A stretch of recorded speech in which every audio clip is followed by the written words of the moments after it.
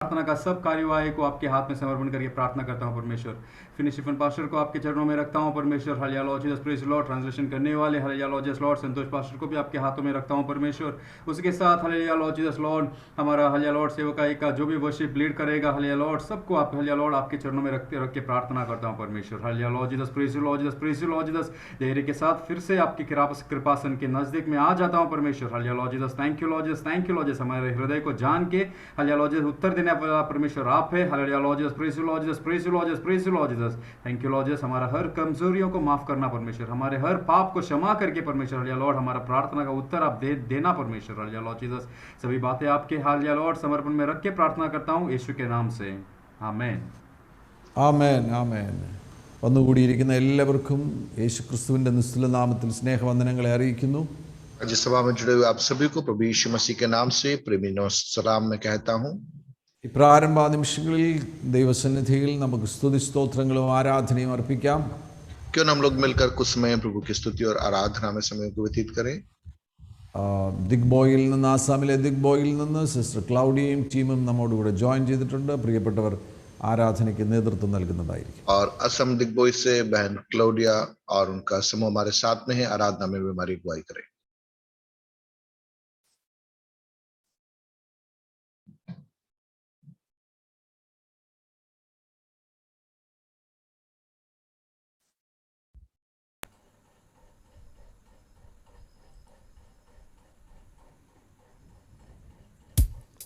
Praise the Lord, hallelujah.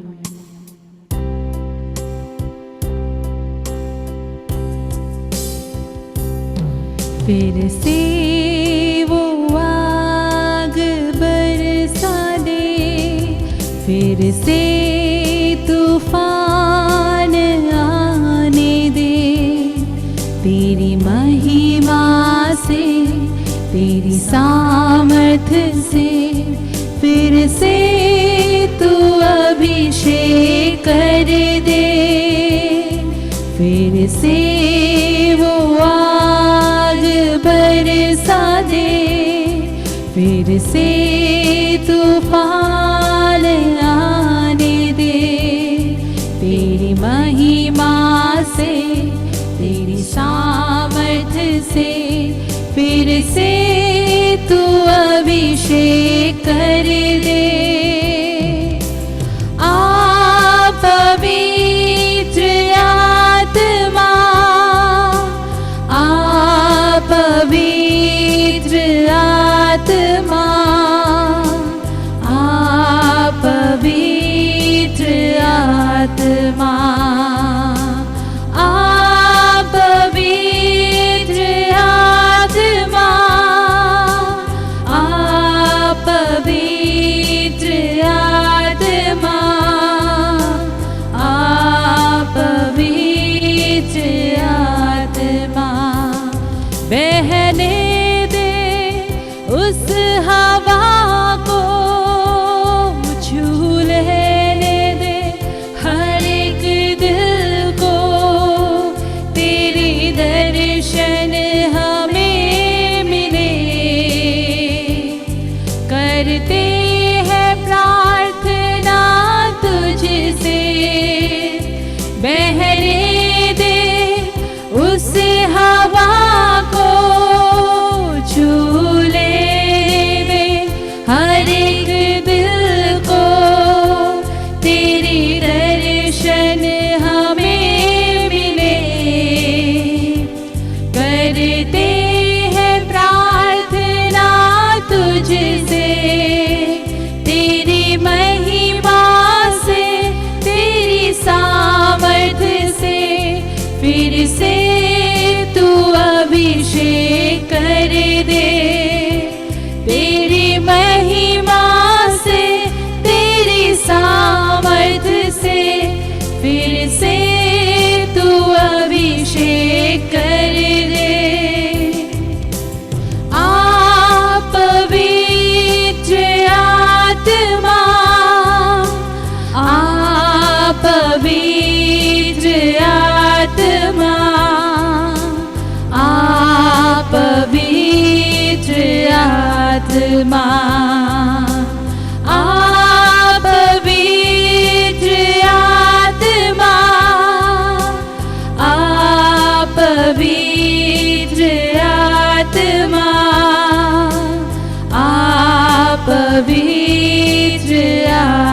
आत्मा तू बदल दे मेरे मन को, दे आशीष इस जीवन को, तेरी करुणा हम पे बरसे, अपनी मार्ग पे चला हमको, तू बदल दे मेरे मन को, दे आशीष इस जीवन को, तेरी करुणा हम पे बरसे, अपनी मार्ग पे चला हमको, तेरी महिमा से तेरी सामर्थ्य से फिर से तू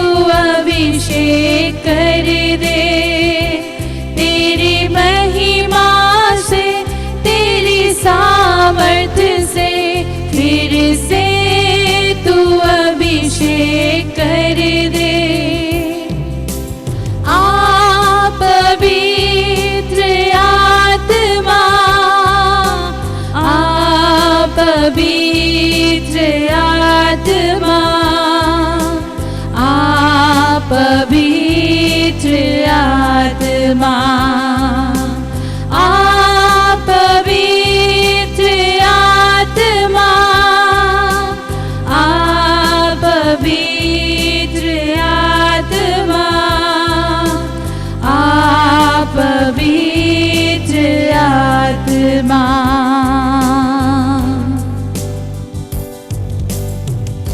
यीशु मसीह भरोसा मेरा, तू ही सहारा है मेरा,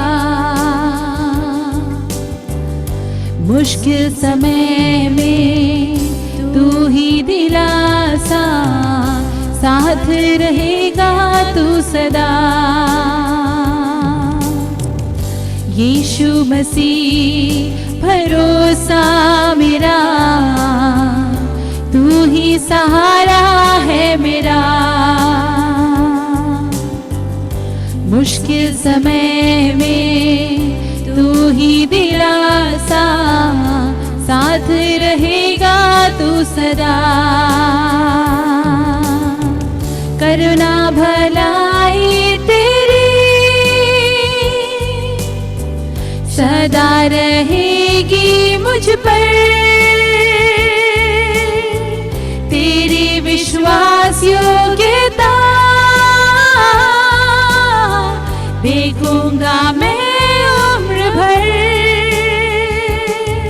मैं हाथ उठाकर गाऊंगा, यीशु तेरा नाम रहे ऊंचा।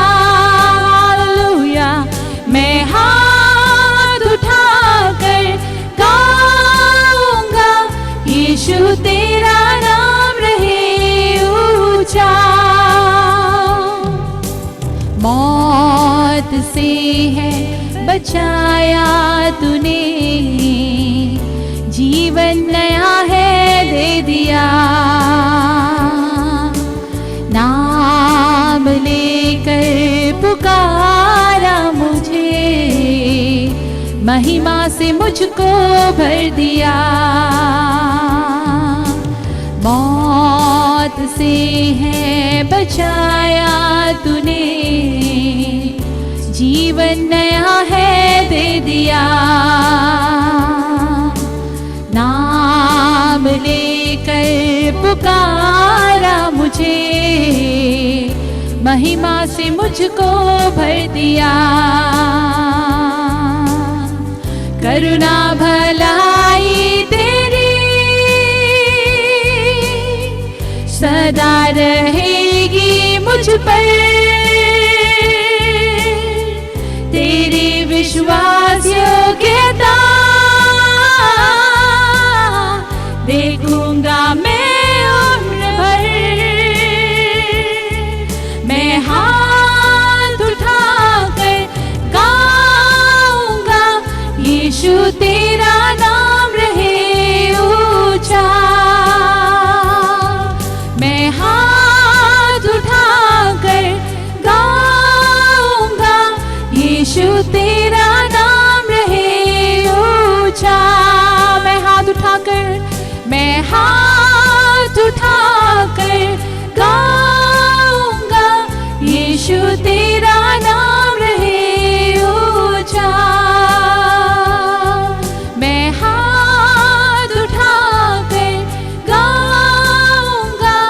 यीशु तेरा नाम रहे ऊंचा।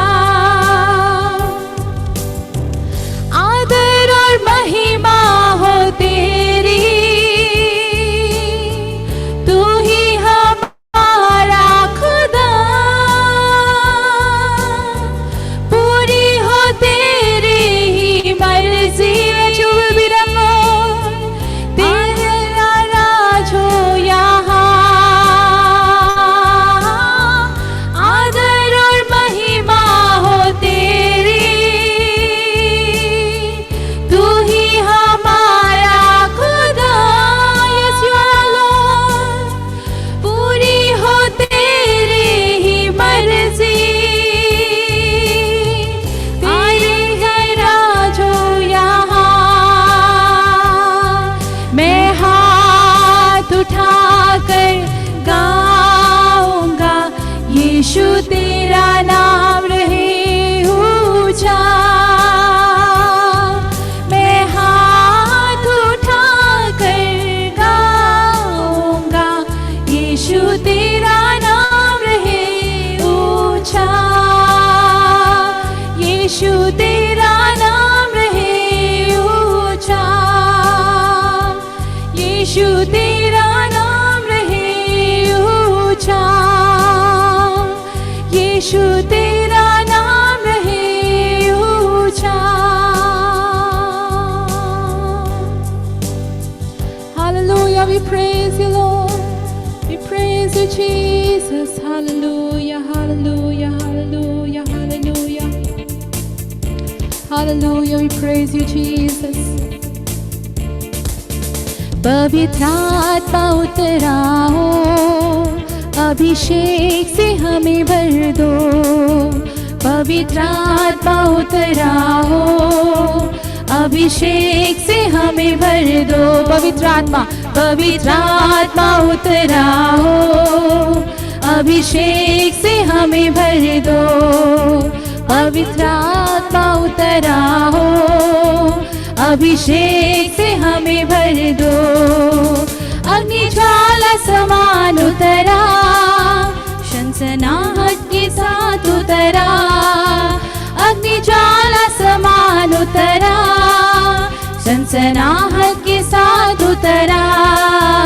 उतरा उतरा पवित्र आत्मा उतरा। उतरा उतरा पवित्र आत्मा उतरा। पवित्र आत्मा उतरा हो, अभिषेक से हमें भर दो। हालेलुया। पवित्र आत्मा उतरा हो, अभिषेक से हमें भर दो। अग्नि ज्वाला समान उतरा, शंसनाहट के साथ उतरा। अग्नि ज्वाला समान उतरा, सनसनाहट के साथ उतरा। उतरा उतरा पवित्र आत्मा उतरा।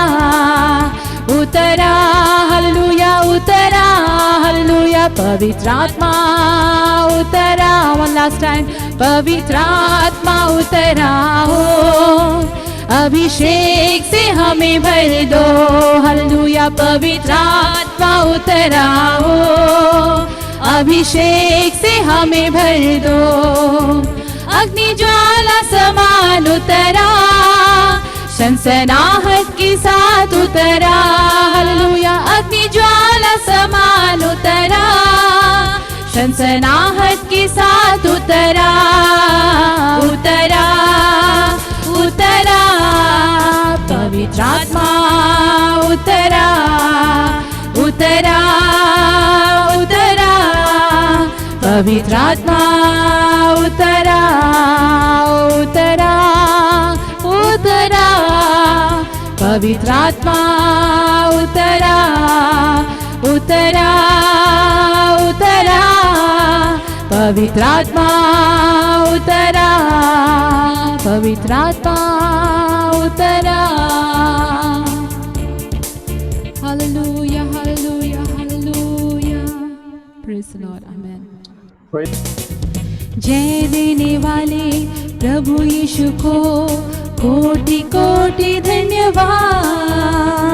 जीवन देने वाले प्रभु यीशु को जीवन भर धन्यवाद।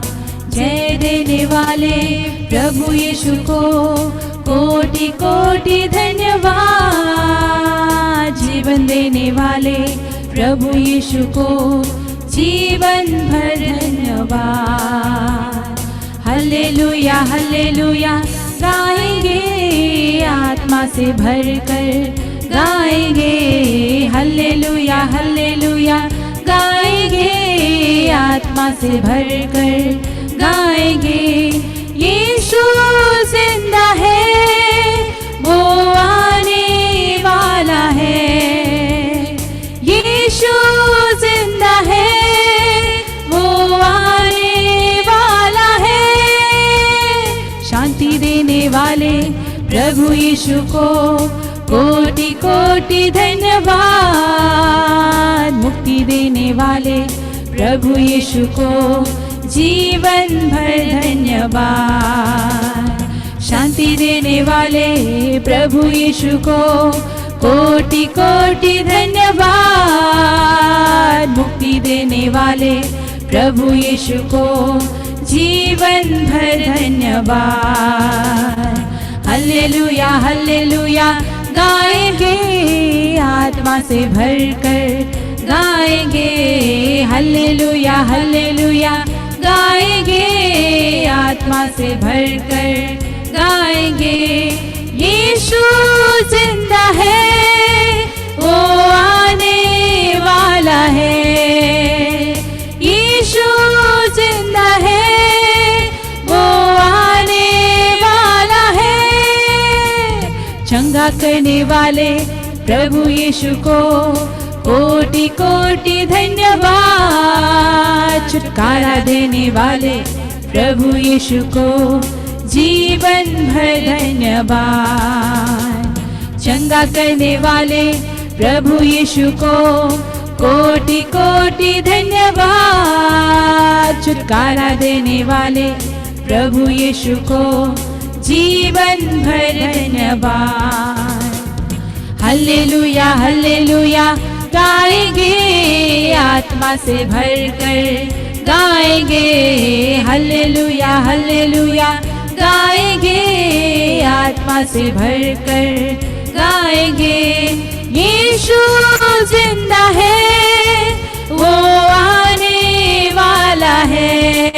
आमीन। यीशु जिंदा है वो आने वाला है। यीशु जिंदा है। यीशु जिंदा है वो आने वाला है। यीशु जिंदा है वो आने वाला है। आराधना में है छुटकारा, आराधना में है चंगाई।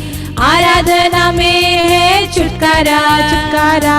आराधना में है चंगाई चंगाई। शरीर प्राण आत्मा में शांति आनंद देता है जान से प्यारा प्रभु।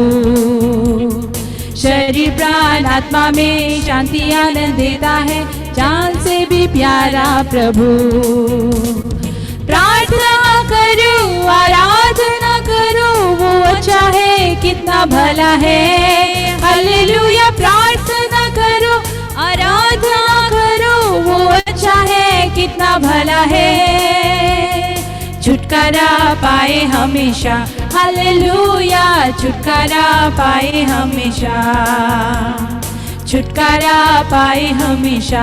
हालेलुया। छुटकारा पाए हमेशा।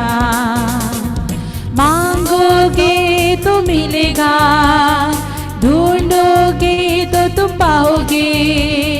मांगोगे तो मिलेगा, ढूंढोगे तो तुम पाओगे। खटखटाओ खुलेगी स्वर्ग की आशीषें पाओ तुम उसे अभी। खटखटाओ खुलेगी स्वर्ग की आशीषें पाओ तुम उसे अभी। प्रार्थना करो आराधना भला है। हालेलुया प्रार्थना करो, आराधना करो, वो अच्छा है, कितना भला है। छुटकारा पाए हमेशा, हालेलुया छुटकारा पाए हमेशा, छुटकारा पाए हमेशा, हालेलुया छुटकारा पाए हमेशा। प्रार्थना करो निरंतर, प्रार्थना करो विश्वास से, प्रार्थना करो निरंतर, प्रार्थना करो विश्वास से। धर्मी जन की प्रार्थना, विश्वास की प्रार्थना खोलती है सारे बंधन को। धर्मी जन की प्रार्थना, विश्वास की प्रार्थना तोड़ती है सारे बंधन को। प्रार्थना करो, आराधना करो, वो अच्छा है, कितना भला है। हालेलुया प्रार्थना करो, आराधना करो, वो अच्छा है, कितना भला है।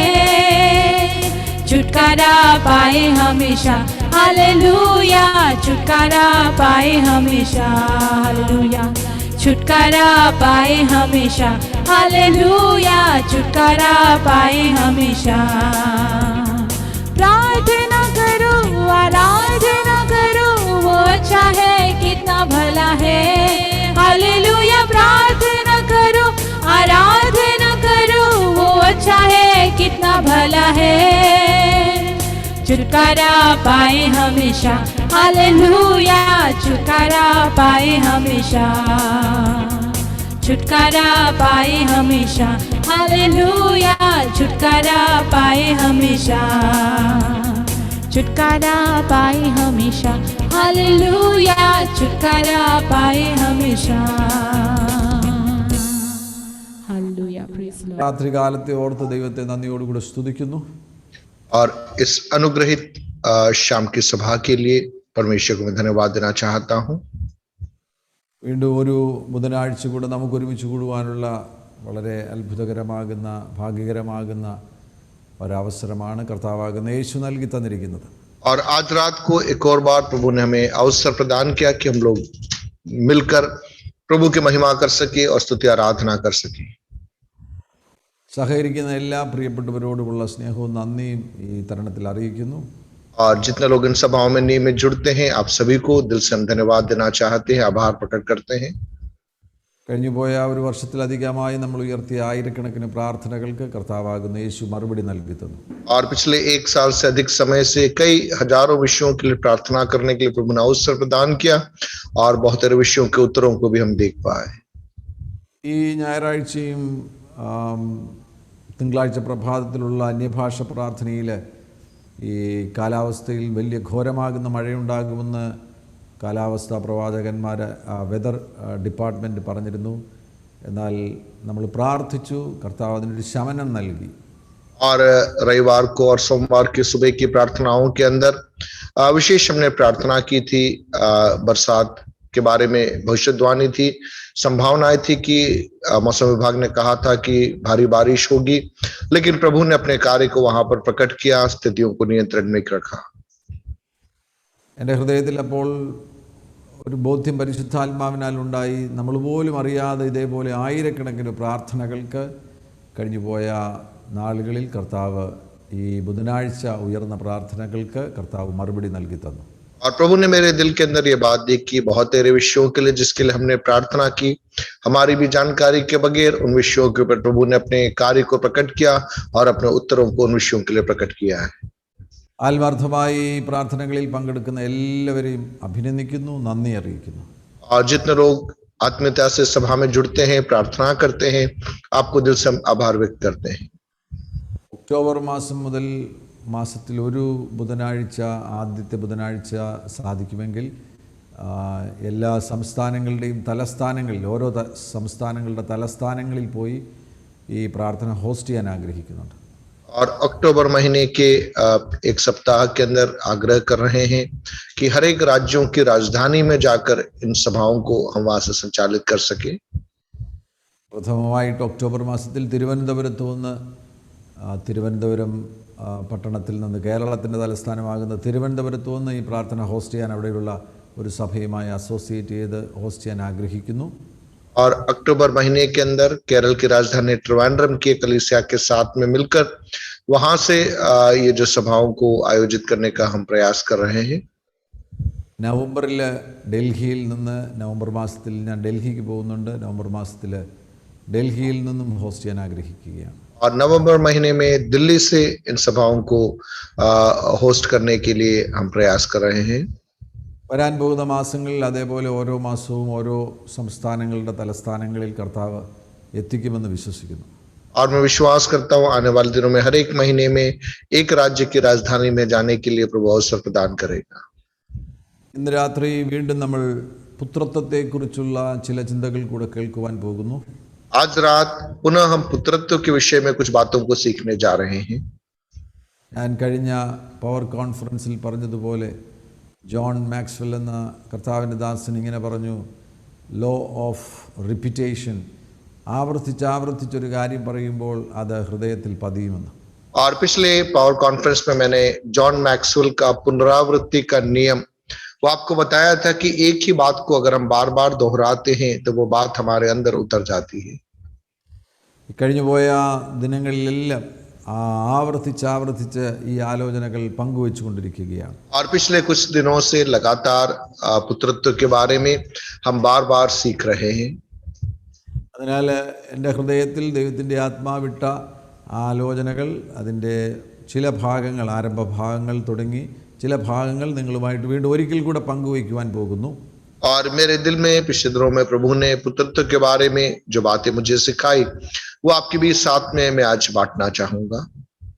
എല്ലാ ദിവസവും രാവിലെ 8 മണിക്ക് ഞാനൊരു പ്രഭാത സന്ദേശം ഫേസ്ബുക്കിലും യൂട്യൂബിലും കൊടുക്കുന്നുണ്ട്. അതിൽ പങ്കെടുക്കുന്ന ചിലർ ഇന്ന് രാത്രി പ്രാർത്ഥനയിലുണ്ട്. और प्रतिदिन सुबह 8 बजे यूट्यूब में, फेसबुक में एक लघु संदेश में देता हूँ. उसमें भाग लेने वाले बहुत सारे लोग आज इस सभा में जुड़े हुए हैं. ആ സന്ദേശത്തിൽ ഈ കഴിഞ്ഞ ഒരു 14 ദിവസത്തിലധികമായിട്ട് ഞാൻ സൺഷിപ്പിനെ കുറിച്ചാണ് പ്രസംഗിച്ചുകൊണ്ടിരിക്കുന്നത്.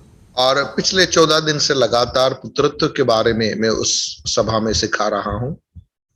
ദൈവത്തിൻ്റെ വചനത്തിൽ, സുവിശേഷത്തിൽ ഒത്തിരി വിശദമായിട്ട് പറഞ്ഞിട്ടില്ല. എന്നാൽ യോഹന്നാൻ്റെ സുവിശേഷം 1-ാമത്തെ അധ്യായം അതിൻ്റെ 12-ാമത്തെ വാക്യത്തിൽ നമുക്ക് അവിടെ പുത്രത്വത്തെക്കുറിച്ചുള്ള പരാമർശങ്ങൾ ആരംഭിക്കുന്നത് കാണുവാൻ കഴിയുന്നുണ്ട്. और यूहन्ना रचित सुसमाचार 1 उसके 12वें पद के अंदर पुत्रत्व के बारे में हम उस विषय के बारे में वहां पर हम आरंभ में देखते हैं.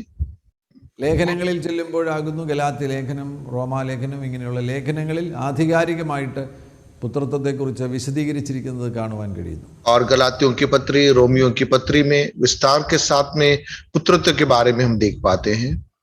പുതിയ ഉടമ്പടിയുടെ കീഴിൽ നമുക്ക് ലഭിക്കുന്ന ഒരു വലിയ അത്ഭുതകരമാകുന്ന ദൈവം നൽകുന്ന ഒരു പദവിയാണ് ദൈവപുത്രന്മാരാകുവാൻ വേണ്ടിയുള്ള ആ ഭാഗ്യം. और नई वाचा के अंतर्गत मुझे और आपको मिलने वाला एक बहुत बड़ा सुअवसर है परमेश्वर की संतान होने का, जो सौभाग्य में प्राप्त होता है. മറ്റുടമ്പടികളിൽ നിന്നെല്ലാം പുതിയ ഉടമ്പടി വളരെ ശ്രേഷ്ഠമാകുന്ന ഉടമ്പടിയാകുന്നു. കർത്താവാകുന്ന യേശു ക്രിസ്തു സ്ഥാപിച്ച ആ ഉടമ്പടിയുടെ ഉള്ളിലാകുന്നു നമുക്ക് ദൈവകുടുംബത്തിൽ ജനിക്കുവാൻ അവസരം ലഭിക്കുന്നത്. और अन्य सारी वाचाओं से हटकर नई वाचा अपने आप में श्रेष्ठ इसलिए है क्योंकि नई वाचा के अंतर्गत परमेश्वर के परिवार के अंदर जन्म लेने का अवसर हमें प्राप्त होता है. ആ ജനനത്തിലൂടെ ദൈവത്തിൻ്റെ പുത്രന്മാരായി നമ്മൾ തീരുകയാണ്. നമ്മൾ വചനത്തിൻ്റെ പുത്രന്മാരാകുന്നു. വചനം ദൈവമാകുന്നുവല്ലോ. ആ ജനനത്തിലൂടെ, ദൈവകുടുംബത്തിലേക്കുള്ള ജനനത്തിലൂടെ നമ്മൾ ദൈവത്തിൻ്റെ പുത്രന്മാരായി തീരുന്നു. और उस जन्म के कारण, वचन के द्वारा नया जन्म जब हमारा होता है, हम परमेश्वर के उस परिवार के अंदर, पुत्रत्व के अंदर हम शरीक हो जाते हैं. അത് ആഴത്തിൽ നമ്മുടെ ഉള്ളിൽ വെളിപ്പെട്ട് കിട്ടുകയാണെങ്കിൽ ജീവിതശൈലിക്ക് മാറ്റം ഉണ്ടാകും. और यदि वह प्रकाशन हमारे दिल के अंदर गहराई से स्पष्टता के साथ में यदि मैं और आप समझ जाएं तो हमारे जीवन शैली में ही एक बदलाव आ जाएगा. കർത്താവാകുന്ന യേശു ക്രിസ്തു തൃത്വത്തിൽ രണ്ടാമനാകുന്ന ദൈവം തമ്പുരാൻ ഈ ഭൂമിയിലേക്ക് വന്നപ്പോൾ ദൈവപുത്രനായിട്ടാണ് ഈ ഭൂമിയിലേക്ക് വന്നത്. और प्रभु यीशु मसीह जो उस तृत्व के अंदर दूसरा है, वह जब इस संसार में देह धारण किया, वो पुत्र के रूप में वह देहधारित हुआ। അവിടുന്ന് പുത്രനായി വന്നത് നമ്മളെ പുത്രന്മാരാക്കുവാൻ വേണ്ടിയാണ്. और वह इसलिए पुत्र बनकर आया ताकि मैं और आप पुत्र बन जाएं। ഇനി വരാൻ പോകുന്ന നിത്യതയിൽ പോലും അതുതന്നെയാണ് തുടരുവാൻ പോകുന്ന ഏറ്റവും പ്രധാനപ്പെട്ട ഒരു ബന്ധം. വെളിപ്പാട് പുസ്തകം 20-ാമത്തെ അധ്യായം അതിൻ്റെ 21-ാമത്തെ അധ്യായം അതിൻ്റെ 7-ാമത്തെ വാക്യത്തിലേക്ക് പോകുമ്പോൾ നമുക്ക് അവിടെയും കാണുവാൻ കഴിയുന്നുണ്ട്. ജയിക്കുന്നവന് ഇത് അവകാശമായി ലഭിക്കും. പുത്തൻ യെരൂശലേമിലാണ് ഇത് സംഭവിക്കുന്നത്. ഞാൻ അവന് ദൈവവും അവൻ എനിക്ക് മകനുമായിരിക്കും. और अनंतता में भी जो बात प्रकट होने वाली है वह पुत्रत्व है, ऐसा हम प्रकाशित वाक्य उसके 21वें अध्याय उसके 7वें पद में देखते हैं। जो जय पाए वही इन वस्तुओं का वारिस होगा और मैं उसका परमेश्वर होऊंगा और वह मेरा पुत्र होगा। അനന്ത ഭാവികാല നിത്യത, ഇറ്റേണിറ്റി ആരംഭിച്ചതിന് ശേഷം ഇവിടെയും നമുക്ക് കാണാൻ കഴിയുന്നു ദൈവവും നമ്മളുമായിട്ടുള്ളൊരു ബന്ധം വിശദീകരിച്ചിരിക്കുന്നത് അവന് ദൈവവും ഞാൻ അവൻ എനിക്ക് മകനുമായിരിക്കുമെന്നാണ്. और हम यहाँ देखते हैं अनंतकालीन उस स्थान के अंदर भी परमेश्वर और हमारे बीच का रिश्ता जब हम यहाँ देखते हैं, वहां लिखा है कि मैं उसका परमेश्वर होऊंगा और वह मेरा पुत्र होगा। ഇവിടം കൊണ്ട് തീരുന്ന ഒരു സ്ഥാനമല്ലിത്, ഇത് തുടരാൻ പോകുന്നതാണ്. അനന്തഭാവികാല നിത്യതയിലും ഈ കുടുംബത്തിൽ ജനിച്ചവർ പുത്രന്മാരായിട്ട് തുടരുവാൻ പോകുന്നു. और प्रियो, जब हम इस परिवार में जन्म लेते हैं और हम उसके पुत्र या संतान बनते हैं, यह जो रिश्ता केवल इस संसार के साथ में समाप्त नहीं हो रहा, लेकिन अनंतकालीन राज्य के अंदर भी यह जो रिश्ता है वो बना रहता है। അതാണ് ഈ സന്ദേശത്തിന്റെ ഗൗരവം. और इस संदेश की गंभीरता या महत्व इसी एक पहलू से है।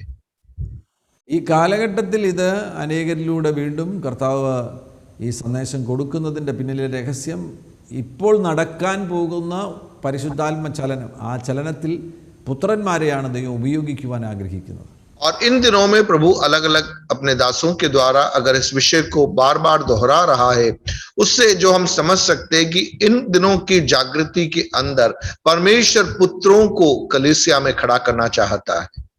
എബ്രായ ലേഖനത്തിലും അതിൻ്റെ 1-ാമത്തെ അധ്യായത്തിൽ 1-2 വാക്യങ്ങളിൽ ദൈവം പണ്ട് ഭാഗമായിട്ടും വിവിധമായിട്ടും പ്രവാചകന്മാർ മുഖാന്തരം പിതാക്കന്മാരോട് അരുളി ചെയ്തിട്ട് ഈ അന്ത്യകാലത്ത് പുത്രൻ മുഖാന്തരം നമ്മോട് അരുളി ചെയ്തിരിക്കുന്നു എന്നാണ് അവിടെ രേഖപ്പെടുത്തിയിരിക്കുന്നത്. और इब्रानियों की पत्री पहले अध्याय उसके पहले 2 पदों में हम देखते हैं, पूर्व युग में परमेश्वर ने बाप दादों से थोड़ा थोड़ा करके और भांति भांति से भविष्यद्वक्ताओं के द्वारा बातें कर इन अंतिम दिनों में हमसे पुत्र के द्वारा बातें की, ऐसा हम पाते हैं। അങ്ങനെയെങ്കിൽ അന്ത്യകാലത്തിലെത്തിയിരിക്കുന്ന നമ്മളുടെ ഈ പ്രത്യേക കാലഘട്ടത്തിൽ പുത്രന്മാരിലൂടെ ദൈവം അരുളി ചെയ്യാൻ പോവുകയാണ്. यदि ऐसा है तो अंत के आखिरी चरण में पहुंचे हुए मैं और आप हमारे दिनों में पुत्रों के द्वारा परमेश्वर अपनी महिमा को प्रकट करने जा रहा है। അനേകം ദൈവദാസന്മാർ ഇതേ ഒരേ സമയത്ത് തന്നെ തമ്മിൽ അറിയാതെ ഈ ആലോചനകൾ പങ്കുവെച്ചുകൊണ്ടിരിക്കുന്നു.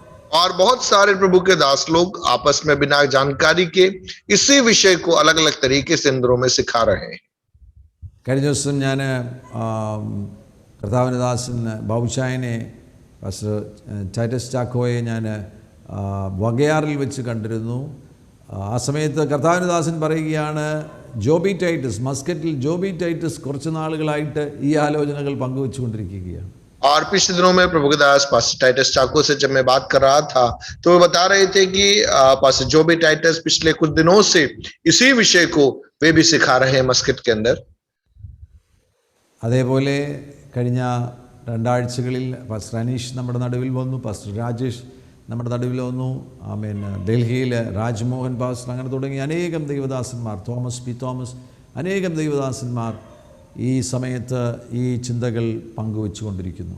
और पिछले दिनों में पास्टर अनीश के द्वारा, पास्टर राजेश के द्वारा, पास्टर राजमोहन के द्वारा और भी अन्य कई प्रभु के दास लोग जैसे पास्टर थॉमस पी थॉमस, ये सभी लोग इसी विषय को इंद्रों में मुख्य रीति से सिखा रहे हैं. യേശുക്രിസ്തുവിൻ്റെ സുവിശേഷത്തെക്കുറിച്ച് തന്നെ ഗലാത്യ ലേഖനം 1-ാം അധ്യായം 6-ാം വാക്യത്തിൽ പറയുന്നത് പുത്രനെക്കുറിച്ചുള്ള സുവിശേഷം എന്നാണ്. और यीशु मसीह के सुसमाचार के बारे में गलातियों की पत्री उसके पहले अध्याय के 6 पद के अंदर जो हम देखते हैं वहां पर पुत्रत्व के सुसमाचार इस प्रकार से वहां पर वो पद आया। गलातियों की पत्री पहला अध्याय उसका 6 पद के अंदर യേശുക്രിസ്തുവിൻ്റെ പുത്രത്വത്തിൻ്റെ വിവിധ വിശദീകരണങ്ങൾ നമുക്ക് ബൈബിളിൽ കാണാൻ കഴിയുന്നു. യോഹന്നാൻ 3:16 യേശുവിനെ വിളിച്ചിരിക്കുന്നത് ഏകജാതനാകുന്ന പുത്രൻ എന്നാണ്. और यीशु मसीह के पुत्रत्व के बारे में योहन्ना 3:16 में हम देखते हैं परमेश्वर का इकलौता पुत्र, ऐसा हम देखते हैं। ലൂക്കോസിന്റെ സുവിശേഷം 1-ാം അധ്യായം 32-ാമത്തെ വാക്യത്തിൽ യേശുവിനെ ദൈവപുത്രൻ എന്ന് വിളിച്ചിരിക്കുന്നു. और लूका 1:32 के अंदर परमेश्वर का पुत्र इस प्रकार से यीशु को संबोधित किया गया है। മത്തായി 9:27 യേശുവിനെ ദാവീദ് പുത്രൻ എന്ന് വിളിച്ചിരിക്കുന്നു. और मत्ती 9:27 के अंदर यीशु को दाऊद के पुत्र नाम से संबोधित किया गया है। മർക്കോസ് 8:31 യേശുവിനെ മനുഷ്യപുത്രൻ എന്ന് വിളിച്ചിരിക്കുന്നു. मरकुस 8:31 के अंदर यीशु को मनुष्य के पुत्र के नाम से बुलाया गया है। റോമാലേഖനം 8:21 ആദ്യജാതനാകുന്ന പുത്രൻ, ദൈവകുടുംബത്തിൽ ആദ്യജാതനാകുന്ന പുത്രൻ, ആദ്യമായി ജനിച്ച പുത്രൻ എന്ന് റോമാലേഖനം 8:29 യേശുവിനെ വിശേഷിപ്പിച്ചിരിക്കുന്നു. और रोमियो की पत्री 8 उसके 29 के अंदर जो हम देखते हैं वहां लिखा है कि पुत्र के स्वरूप में, ताकि वह बहुत भाइयों में पहलोठा ठहरे, पहलोठा पुत्र के रूप में यीशु को बुलाया गया है। ഇതെല്ലാം ഒരാൾക്ക് എങ്ങനെ ആകാൻ കഴിയും? യേശുവിന് മാത്രമേ അങ്ങനെ ആകാൻ കഴിയത്തുള്ളൂ. और ये सारा एक व्यक्ति को कैसे हो सकता है? वो केवल यीशु है जो इन बातों में आ सकता है। ദാവീദ് പുത്രനായിരിക്കുമ്പോൾ തന്നെ ദൈവപുത്രനായിരിക്കുന്നു, ദൈവപുത്രനായിരിക്കുമ്പോൾ തന്നെ മനുഷ്യപുത്രനായിരിക്കുന്നു, മനുഷ്യപുത്രനായിരിക്കുമ്പോൾ തന്നെ ആദിജാതനാകുന്ന പുത്രനാകുന്നു. ഇതെല്ലാം ഒരുമിച്ച് യേശുവിൽ മാത്രമേ സംഭവിക്കുകയുള്ളൂ. और हम देखते हैं प्रभु यीशु मसीह जहां पर दाऊद का पुत्र है, वहां पर वो परमेश्वर का पुत्र भी है, मनुष्य का पुत्र भी है, और हम देखते हैं पहलोठा भी है, इकलौता भी है। ये सारे पद यीशु के साथ में जुड़े हुए। യേശു നമ്മൾ തമ്മിലുള്ള റിലേഷൻഷിപ്പ് ശ്രദ്ധിക്കുക. യേശുവിനെ കുറിച്ച്, യേശു നമ്മുടെ ദൈവമാകുന്നു, നമ്മുടെ രക്ഷകനാകുന്നു, നമ്മുടെ സ്നേഹിതനാകുന്നു, നമ്മുടെ സഹോദരനാകുന്നു, നമ്മുടെ പിതാവാകുന്നു, നമ്മുടെ വരനാകുന്നു, നമ്മുടെ ഭർത്താവാകുന്നു. വളരെ വിരോധാഭാസമായി തോന്നും ഒരാൾക്ക് തന്നെ ഇതെല്ലാം എങ്ങനെയാകാൻ കഴിയും? और यीशु मसीह और हमारे संबंध के बारे में भी हम वचन में देखते हैं, अलग अलग रीति से उस संबंध को बताया गया है। वह हमारा प्रभु है, वह हमारा उद्धार करता है, वह हमारा परमेश्वर है, वह हमारा बड़ा भाई है, वह हमारा पिता है, वह हमारा दुल्हा है। अब देखिए, एक ही व्यक्ति लेकिन अलग अलग रिश्तों के द्वारा उस बात को बताया गया है। യേശുവിന് മാത്രമേ കഴിയത്തുള്ളൂ. केवल यीशु से ही ये बात संभव है। ഇവിടെ ഹോസ്പിറ്റലിൽ പോവുകയാണെങ്കിൽ അവിടെ ഓർത്തോപീഡീഷ്യനുണ്ട്, ഗൈനക്കോളജിസ്റ്റ് ഉണ്ട്, കാർഡിയോളജിസ്റ്റ് ഉണ്ട്, ഓരോരോ ഡിപ്പാർട്ട്മെൻറ്റുകളുണ്ട്. അവിടെ ഓർത്തോപീഡീഷ്യൻ്റെ അരികിൽ ചെന്ന് ഗൈനക്കോളജിയുമായി ഗർഭ സംബന്ധമാകുന്ന എന്തെങ്കിലും കാര്യവുമായിട്ട് ഓർത്തോപീഡീഷ്യൻ്റെ അരികിൽ ചെല്ലുകയാണെങ്കിൽ അദ്ദേഹം പറയും ഗൈനക്കോളജിസ്റ്റിനെ പോയി കാണാൻ പറയും. जब हम हॉस्पिटल्स में जाते हैं, अलग अलग विभाग वहां पर होते हैं, अलग अलग डॉक्टर्स वहां पर होते हैं, और हर विभाग का डॉक्टर उसी विभाग से जुड़ी हुई बीमारियों को ही देखता है।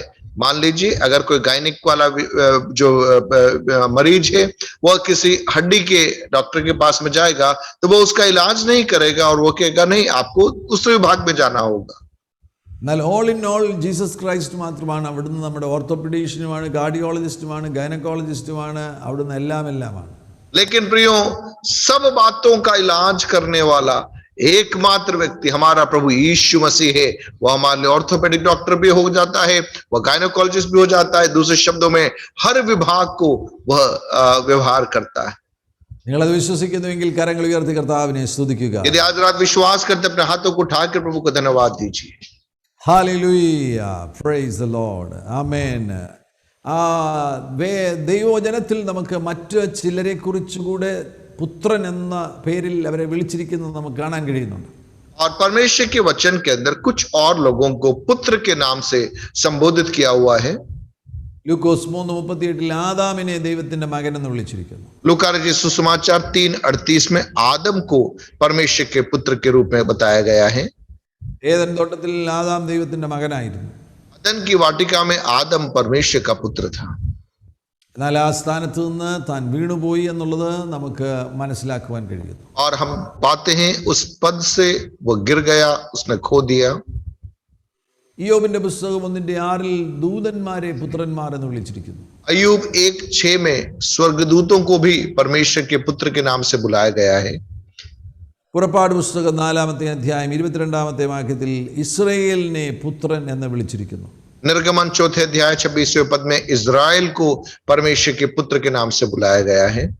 ആ ഭാഗം ഒന്ന് വിശദീകരിക്കേണ്ടത് ആവശ്യമാണ്.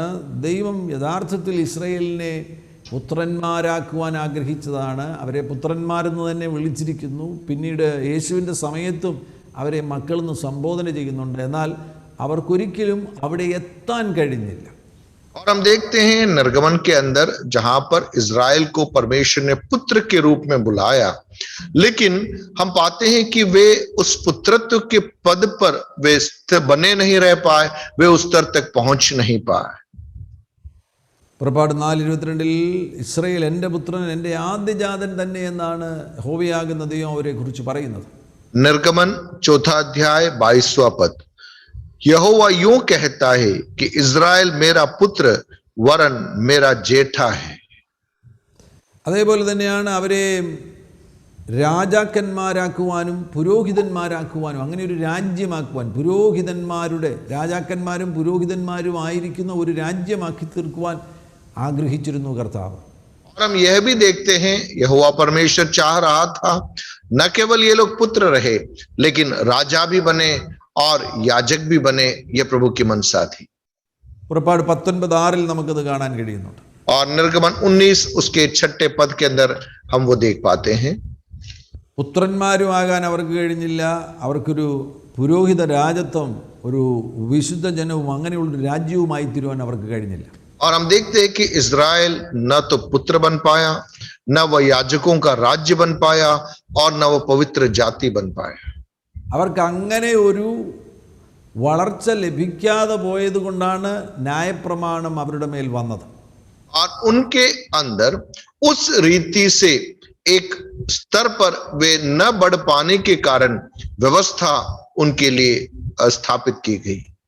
യഥാർത്ഥത്തിൽ ഇവർ അബ്രഹാമിൻ്റെ മക്കളാണ്. അബ്രഹാമിനോടുള്ള ദൈവത്തിൻ്റെ ഉടമ്പടിയാണ് ഇവരിൽ നടപ്പിലാക്കുവാൻ ദൈവം ആഗ്രഹിച്ചിരുന്നത് എന്ന് നമുക്ക് വചനത്തിൽ നിന്ന് മനസ്സിലാവും. और वास्तविकता में ये अब्राहम के संतान हैं. तो अब्राहम के साथ में परमेश्वर ने जो वाचा बांधी थी, उसी वाचा के अंदर इनको भी प्रभु लिए चलना चाहता था. ന്യായപ്രമാണം ഇടയിൽ കയറി വരേണ്ട ഒരു കാര്യവുമില്ലായിരുന്നു. व्यवस्था का युग बीच में आने की कोई जरूरत ही नहीं थी. എന്നാൽ ഇതിടയിൽ കയറി വന്നതാണ് എന്ന് പുതിയ നിയമത്തിൽ ഗലാത്യ ലേഖനത്തിൽ, റോമാലേഖനത്തിൽ നമുക്ക് വളരെ വ്യക്തമായി കാണാൻ കഴിയും.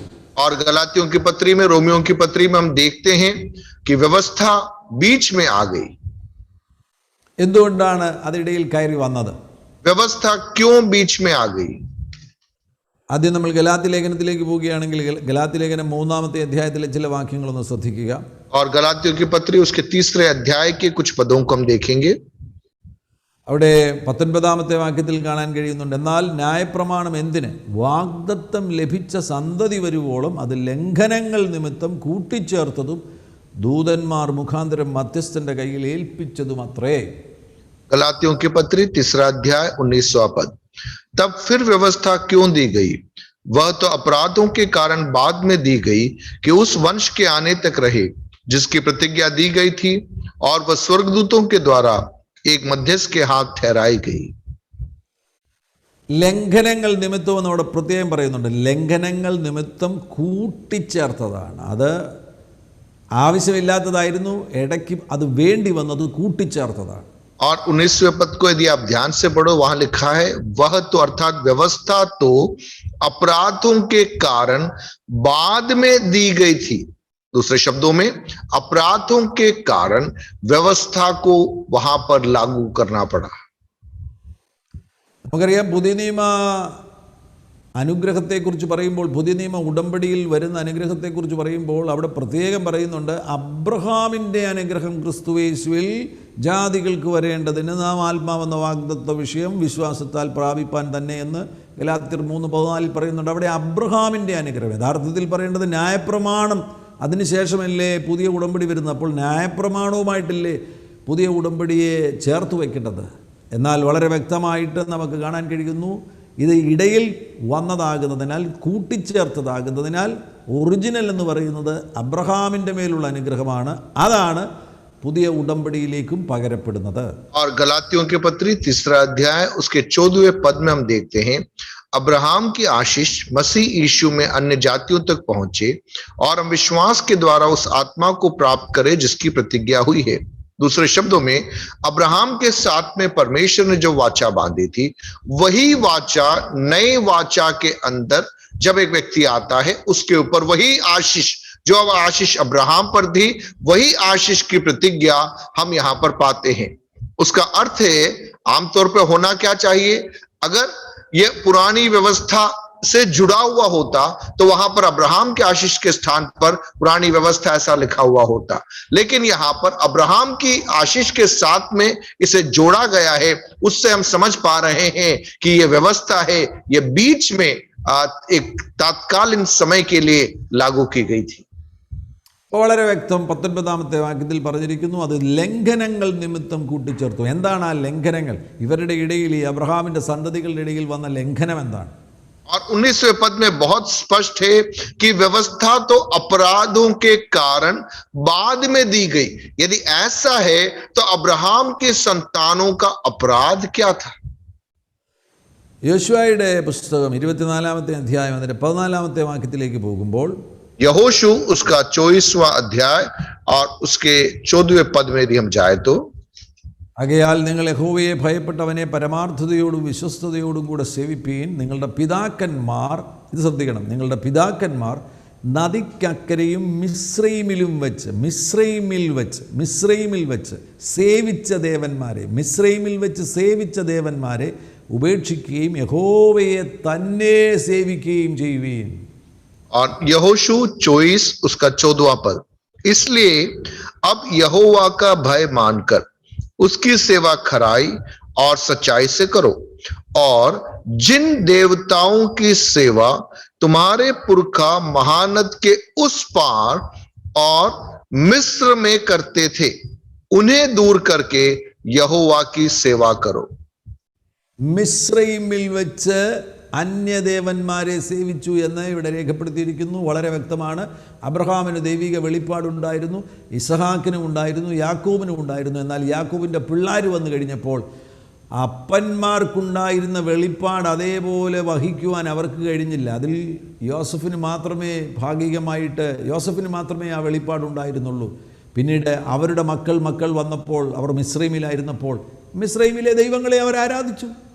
और हम यहां पर देखते हैं, मिस्र में उनके दृष्टिकोण में रूपांतरण हुआ।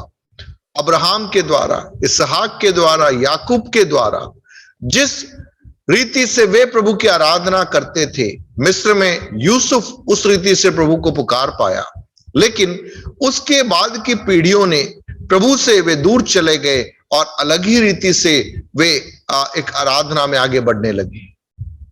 എഹെസ്കേൽ പ്രവാചകന്റെ പുസ്തകത്തിൽ നമുക്കത് കാണാൻ കഴിയുന്നു. 20ാമത്തെ അധ്യായം, എഹെസ്കേൽ പ്രവാചകന്റെ പുസ്തകം 20ാമത്തെ അധ്യായം 5 മുതൽ 9 വരെയുള്ള വാക്യങ്ങളിൽ അത് പരാമർശിച്ചിട്ടുണ്ട്. അതിൻ്റെ 7ാം വാക്യം ശ്രദ്ധിക്കുക. നിങ്ങൾ ഓരോരുത്തരും താൻ്റെ കണ്ണിൻ്റെ മുമ്പിലിരിക്കുന്ന മ്ലേച്ഛ വിഗ്രഹങ്ങളെ എറിഞ്ഞു കളവിൻ. മിസ്രൈമ്യ ബിംബങ്ങളെ കൊണ്ട് നിങ്ങളെ മലിനമാക്കരുത്. ഞാനത്രേ നിങ്ങളുടെ ദൈവമായ യഹോവ എന്ന് കൽപ്പിച്ചു.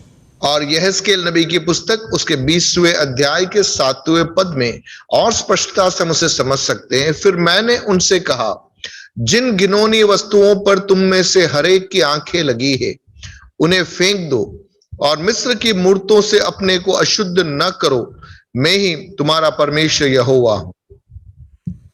മിസ്രൈമ്യ മിളച്ച വിഗ്രഹങ്ങൾ എന്നവിടെ പറഞ്ഞിരിക്കുന്നു. എവിടുന്നാണ് ഇവർക്ക് ഈ മിസ്രൈമ്യ മിളച്ച വിഗ്രഹങ്ങളെ ലഭിച്ചത്?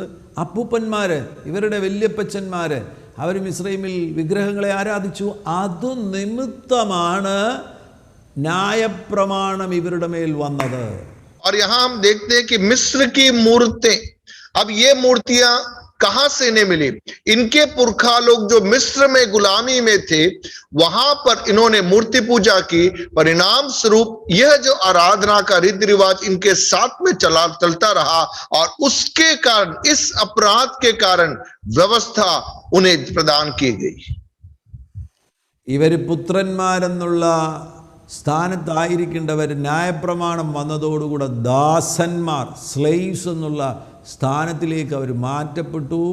അവർക്ക് ദാസന്മാരായി കഴിഞ്ഞപ്പോൾ ചട്ടങ്ങളായി, പ്രമാണങ്ങളായി, യാഗങ്ങളായി, കൽപ്പനകളായി ഒരുപാട് നുകങ്ങൾ അവരുടെ ചുമലിൽ വരികയാണ്.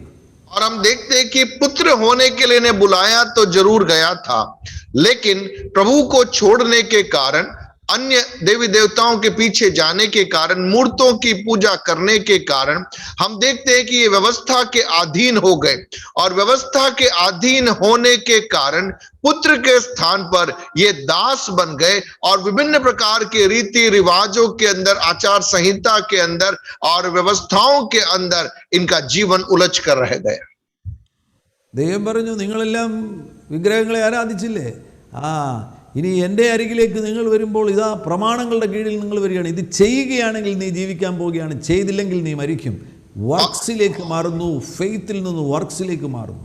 और हम देखते हैं कि प्रभु उनसे कहता है कि तुमने मिस्र में मूर्तियों की आराधना की, और अब जब तुम मेरे पास में आ रहे हो, अब तुम्हें कार्यों के आधार पर या तुम्हारे कर्मों के आधार पर चीजें होने जा रही है. यदि तुम मेरी सेवा करोगे तो आश्रित होंगे, नहीं करोगे तो श्रापित होंगे. दूसरे शब्दों में विश्वास के स्तर से कर्मों के स्तर पर या कार्यों के स्तर के ऊपर वे आ खड़े हुए. അബ്രഹാമിനോടുള്ള ഉടമ്പടിയുടെ അടിസ്ഥാനം എന്താണ്? വിശ്വാസം, ഫെയ്ത്ത്. अब्राहम के साथ में जो वाचा थी, उस वाचा का आधार क्या था? विश्वास था. അബ്രഹാം എങ്ങനെ നീതീകരിക്കപ്പെട്ടത്? വിശ്വാസത്താൽ. अब्राहम कैसे धर्मी ठहराया गया? विश्वास के द्वारा. ന്യായപ്രമാണം വന്നതോടുകൂടെ വർക്ക്സ് വന്നു. ഇവരെല്ലാം വർക്ക്സ് കൊണ്ട്, ഈ പ്രമാണം കൊണ്ട് ഇത് ചെയ്ത് ചെയ്ത് ചെയ്ത് നീതിമാന്മാരാകാൻ വേണ്ടി ശ്രമിക്കുകയാണ്. ഒരിക്കലും അവർക്കത് കഴിഞ്ഞില്ല. और जैसे ही व्यवस्था आ गई, इन्हें सारी बातें कर्मों के द्वारा या अपने कार्यों के द्वारा करना पड़ा, और कार्य करते रहे, लेकिन उन कार्यों के द्वारा वे धर्मी नहीं ठहर सके. ഇന്നും നമ്മളെ പ്രവൃത്തിയുടെ അടിസ്ഥാനത്തിൽ ക്രിസ്ത്യ ജീവിതം നയിക്കുവാൻ ആഗ്രഹിക്കുകയാണെങ്കിൽ ഇപ്പോഴും ന്യായപ്രമാണത്തിൻ്റെ കീഴിലാണ്. और प्रियो, वर्तमान में भी यदि मैं और आप अपने प्रयासों के आधार पर, कर्म कांडों के आधार पर मसीही जीवन को हम व्यतीत कर रहे हैं, तो हम व्यवस्था के अंतर्गत है. ഒരു കാര്യം മനസ്സിലാക്കുക, യേശുക്രിസ്തുവിൻ്റെ ക്രൂശീകരണത്തോടുകൂടെ, യേശുക്രിസ്തു കാൽവറി ക്രൂശിൽ സകലവും നിവർത്തിയായി എന്ന് വിളിച്ചു പറഞ്ഞതോടുകൂടെ ന്യായപ്രമാണം അവസാനിച്ചു. और प्रियो, मुझे और आपको यह समझना है, प्रभु यीशु मसीह क्रूस के ऊपर जब वे चढ़े हुए थे, उन्होंने जब वहां पर घोषणा की सब कुछ समाप्त हुआ, उसके द्वारा व्यवस्था का युग वहां पर समाप्त हो गया है. 613 പ്രമാണങ്ങൾ, കൽപ്പനകൾ മോശയുടെ നിയമത്തിനകത്തുണ്ട്. ഈ കൽപ്പനകളെല്ലാം പ്രമാണിച്ചു. ഒരെണ്ണം തെറ്റിച്ചു കഴിഞ്ഞാൽ എല്ലാം തെറ്റിച്ചതിന് തുല്യമാണ്. ഇതെല്ലാം പ്രമാണിച്ചെങ്കിൽ മാത്രമേ ഒരുവൻ പെർഫെക്റ്റായി തീരത്തുള്ളൂ. അവർക്കാർക്കും ഇന്നുവരെ ഒറ്റ യഹൂദനും മോശയുടെ ആ കൽപ്പനകൾ പൂർണ്ണമായിട്ടും പാലിക്കുവാൻ കഴിഞ്ഞിട്ടില്ല. അതിൻ്റെ അർത്ഥം എന്താണ്? അവരെല്ലാവരും പൂർണ്ണമായിട്ടും പരാജയപ്പെട്ടു. और यहूदियों में लगभग 613 ऐसी व्यवस्थाएं थी जिनका उन्हें पालन करना होता था, और इन 613 व्यवस्थाओं के अंदर में से एक में भी चूक गया, उसका अर्थ सब में चूक गया. परिणाम स्वरूप इन सारे लोगों ने उसमें प्रयास किया, लेकिन कोई भी सफल नहीं हो पाया. हर व्यक्ति पराजित हो गया, सब प्रभु से दूर हो गए. അത് മുഴുവൻ പൂർണ്ണമായിട്ടും നിവർത്തിച്ച ഒരേ ഒരു വ്യക്തി കർത്താവാകുന്ന യേശു ക്രിസ്തു ആകുന്നു. और वे सारी व्यवस्थाओं को पूर्ति किया हुआ एकमात्र व्यक्तित्व प्रभु यीशु मसीह. അതാണ് യേശു പറഞ്ഞത്, സകലവും നിവർത്തിയായി. और इसीलिए यीशु ने क्रूस पर कहा, सब कुछ समाप्त हुआ. ന്യായപ്രമാണോടെ അവസാനിക്കുകയാണ്. व्यवस्था वहां पर समाप्त हो रही है. പുതിയ ഉടമ്പടി അവിടെ സ്ഥാപിതമാകുകയാണ്. एक नई वाचा वहां पर लागू हो रही है. യേശു മാനവകുലത്തോട് പറയുന്നു, यीशु मनुष्य जाति से कहता है, ഈ പ്രമാണമൊന്നും നിങ്ങൾക്ക് പാലിക്കാൻ കഴിയത്തില്ല. ये व्यवस्थाओं का पालन तुम नहीं कर सकते. നിങ്ങൾക്ക് വേണ്ടി ഞാൻ പാലിച്ചിരിക്കുകയാണ്. तुम्हारे निमित्त इन बातों को मैंने पूर्ण कर लिया है। നിങ്ങൾ എന്നിൽ വിശ്വസിച്ചാൽ മാത്രം മതി. तुम्हें केवल मुझ पर विश्वास करना है, वह विश्वास पर्याप्त है। ദൈവ കുടുംബത്തിലേക്ക് നിങ്ങൾക്ക് പ്രവേശനം ലഭിക്കും. और तुम मुझ पर विश्वास करने के द्वारा परमेश्वर के कुटुंब के अंदर तुम प्रवेश कर पाओगे। ഹല്ലേലൂയ. മഹാ അത്ഭുതമാണ് പുതിയ ഉടമ്പടിയിൽ സംഭവിച്ചിരിക്കുന്നത്. और प्रियो, यह महान अद्भुत बात है जो नई वाचा के अंतर्गत प्रकट हुआ है। ഗലാത്യ ലേഖനം 3:13 മുതലുള്ള വാക്യങ്ങളൊക്കെ നിങ്ങൾ വായിച്ചു നോക്കുക. ആ ഭാഗങ്ങളിലെല്ലാം വളരെ വ്യക്തമായി ഇതെല്ലാം വിശദീകരിക്കുന്നുണ്ട്. 19 മുതലുള്ള വാക്യങ്ങൾ ഞാൻ ഒരിക്കൽ കൂടെ വായിക്കുകയാണ്. എന്നാൽ ന്യായപ്രമാണം എന്തിന്? വാഗ്ദത്തം ലഭിച്ച സന്തതി വരുവോളം. അത്രയേ ഉള്ളൂ. യേശു വന്നാൽ പിന്നെ ന്യായപ്രമാണമില്ല. और गलातियों की पत्री 3 अध्याय उसके 13वें पद के अंदर 14वें पद में 19वें पद में आप इन बातों को देख सकते। एक और बार 19वां पद में पढ़ो। व्यवस्था तो अपराधों के कारण बाद में दी गई कि उस वंश के आने तक रहे जिसको प्रतिज्ञा दी गई थी। अर्थात जैसे ही वो वंश आया जिसको प्रतिज्ञा दी गई थी, उसके बाद से ये व्यवस्था वहां पर लागू नहीं है। 24-ാമത്തെ വാക്യത്തിൽ ന്യായപ്രമാണത്തെ ശിശുപാലകൻ എന്ന് വിളിച്ചിരിക്കുന്നു. 25-ാം വാക്യത്തിൽ പറയുന്നു, വിശ്വാസം വന്ന ശേഷമോ ഇനി ശിശുപാലകന്റെ കീഴിലല്ല. ശിശുപാലകൻ തീർന്നു. നിനക്കിനി ശിശുപാലകന്റെ കീഴിലാകേണ്ട കാര്യമില്ല. നിനക്ക് പുത്രത്വത്തിലേക്ക് പ്രവേശിക്കുവാനുള്ള ആ അത്ഭുത വാതിലാണ് തുറക്കപ്പെട്ടിരിക്കുന്നത്. और 24वें पद में हम देखें, वहां लिखा है, इसलिए व्यवस्था मसीह तक पहुंचाने के लिए हमारी शिक्षक हुई है कि हम विश्वास से धर्मी ठहरे, परंतु जब विश्वास आ चुका तो हम अब शिक्षक के अधीन न रहे, क्योंकि तुम सब उस विश्वास के द्वारा जो मसीह यीशु पर है परमेश्वर की संतान हो। പരമേശ്വർ की संतान ക്രിസ്തുയേശുവിലെ വിശ്വാസത്താൽ നിങ്ങൾ എല്ലാവരും ദൈവത്തിന്റെ മക്കളാകുന്നു. और हम यहाँ देखते हैं कि जब हम मसीह यीशु पर विश्वास करते हैं हम परमेश्वर की संतान बन गए। ഈ ഒരു കാര്യം നമ്മുടെ ഉള്ളിൽ പിടികിട്ടുവാൻ അല്ലെങ്കിൽ വെളിപ്പെട്ട് കിട്ടുവാൻ അല്പം ബുദ്ധിമുട്ടാണ്. ഞാൻ ഒരു പെന്തക്കോസ് സഭയിൽ ജനിച്ചു വളർന്നൊരു വ്യക്തിയാണ്. ഞങ്ങൾ സ്വാഭാവികമായിട്ടും പലതും പ്രവൃത്തിയിലൂടെ, ഒരു നിലയിൽ പറഞ്ഞ പ്രവൃത്തിയിലൂടെ ദൈവത്തെ പ്രസാദിപ്പിക്കുവാൻ വേണ്ടി ശ്രമിക്കുന്ന ഒരു കൂട്ടത്തിൻ്റെ നടുവിലാകുന്നതിനാൽ ഞാൻ പുത്രനാകുന്നു എന്നുള്ളത് ഒന്ന് വിശ്വസിക്കുവാൻ തന്നെ വലിയ ബുദ്ധിമുട്ടാണ്. और यह सीखना या यह प्रकाशन को ग्रहण करना इतना आसान नहीं है। मेरा जन्म एक पिंतेकुस्त परिवार के अंदर हुआ। बाल्यावस्था से उस माहौल में बढ़ने के कारण बहुत सारी चीजों को हम अपने प्रयासों से करते हुए आने के कारण इस प्रकाशन को कि मैं परमेश्वर का पुत्र हूं उसकी गहराई में स्वीकार करने में भी काफी समय मुझे लगा। എന്തെങ്കിലുമൊക്കെ ചെയ്ത് അച്ചീവ് ചെയ്ത് ദൈവത്തെ പ്രസാദിപ്പിക്കുവാൻ വേണ്ടി ഇപ്പോഴും ശ്രമിക്കുന്നവരാകുന്നു നമ്മളെങ്കിൽ നമ്മളിപ്പോഴും ന്യായപ്രമാണത്തിന്റെ കീഴിലാണ്. और प्रियो, हम हमारी उपलब्धियों के आधार पर कुछ बातों को करने के द्वारा, कार्यों के द्वारा हम परमेश्वर को प्रसन्न करने की मानसिकता में है तो आज भी हम व्यवस्था के अधीनता में ही है। കഴിഞ്ഞ ദിവസം ഒരു ദേവദാസൻ പറയായിരുന്നു, ഈ മാർത്തയും മറിയയും നോക്കിയാൽ മതി ന്യായപ്രമാണവും ഗ്രേസും തമ്മിൽ വ്യത്യാസം മനസ്സിലാക്കാം. और पिछले दिनों में एक प्रभु के दास बता रहे थे कि मार्था और मरियम, इन दोनों के जीवनों को यदि आप ध्यान से देखोगे तो आप समझ जाओगे व्यवस्था का युग और अनुग्रह का युग, इनका फर्क आपको वहां दिख जाएगा. വർക്ക്സും ഫെയ്ത്തും തമ്മിലുള്ള വ്യത്യാസം മനസ്സിലാകും. कार्य और विश्वास के बीच का फर्क वहां समझ में आ जाएगा. യേശു വീട്ടിൽ വന്നപ്പോൾ മാർത്ത അടുക്കളയിൽ കയറി ഭയങ്കര പണിയോടെ പണിഞ്ഞു വ്യാകുലത, ആകുലത, പരാതി, ഇതെല്ലാമാണ് മാർത്തയ്ക്ക് അതിൻ്റെ പരിണതഫലമായിട്ട് കിട്ടുന്നത്. और हम देखते हैं जब यीशु घर में आया, मार्था यीशु के लिए भोजन तैयार कर रही है, वो परिश्रम कर रही है, मेहनत कर रही है, दौड़ कर वह कार्यों को कर रही है। परिणाम स्वरूप मार्था को क्या मिला? वह व्याकुल हो गई, वह शिकवा शिकायत करने लगी, वह निराशा की ओर जाने लगी. മാർത്ത അടുക്കളയിൽ ജോലി ചെയ്യുന്നത് യേശുവിന് വേണ്ടിയാണോ അല്ലയോ? मार्था जो भोजन बना रही है वो किसके लिए कर रही है? वो यीशु के लिए कर रही है या किसी और के लिए कर रही है? വളരെ വ്യക്തം, യേശുവിന് വേണ്ടിയാണ് അവൾ ഇത് ചെയ്യുന്നത്. और बिल्कुल स्पष्ट है वो जो भी कार्य कर रही है वो यीशु ही के लिए कर रही है. പക്ഷേ യേശു തന്നെ അവളോട് പറയുന്നുണ്ട്, മകളെ ഒന്നും ചെയ്യേണ്ട കാര്യമില്ല, നിന്റെ ഫോക്കസ് എല്ലാം പലതിലേക്ക് പോയിരിക്കുകയാണ്. ഒരു സിംഗിൾ ഫോക്കസ് ആയിട്ടുള്ളൊരു വ്യക്തിയായി നീ തീരേണ്ടത് ആവശ്യമാണ്. ഒന്ന് മതി, നീ എന്നിലേക്ക് ശ്രദ്ധ തിരിച്ചാൽ മതി. ഇതാ മറിയെ നോക്ക്, മറിയ വന്ന് ഇരിക്കുകയാണ്, കാൽക്കൽ ഇരിക്കുകയാണ്. और हम देखते हैं यीशु मार्था से क्या कह रहे हैं, तू बहुत सारी बातों को लेकर व्याकुल है, तुझे एक ही बात करना है, तेरा ध्यान मुझ पर केंद्रित होना चाहिए. मरियम को देख, वो यहीं पर बैठी है और मुझ पर ही ध्यान लगा रही है. ആ യേശുവിൻ്റെ അരികിൽ വന്ന് ഇരിക്കുക, ഇരിക്കുക എന്ന് പറയുമ്പോൾ തന്നെ അത് റെസ്റ്റിനെ കാണിക്കുകയാണ്. और यीशु के पास में बैठना वही एक विश्राम को बताता है.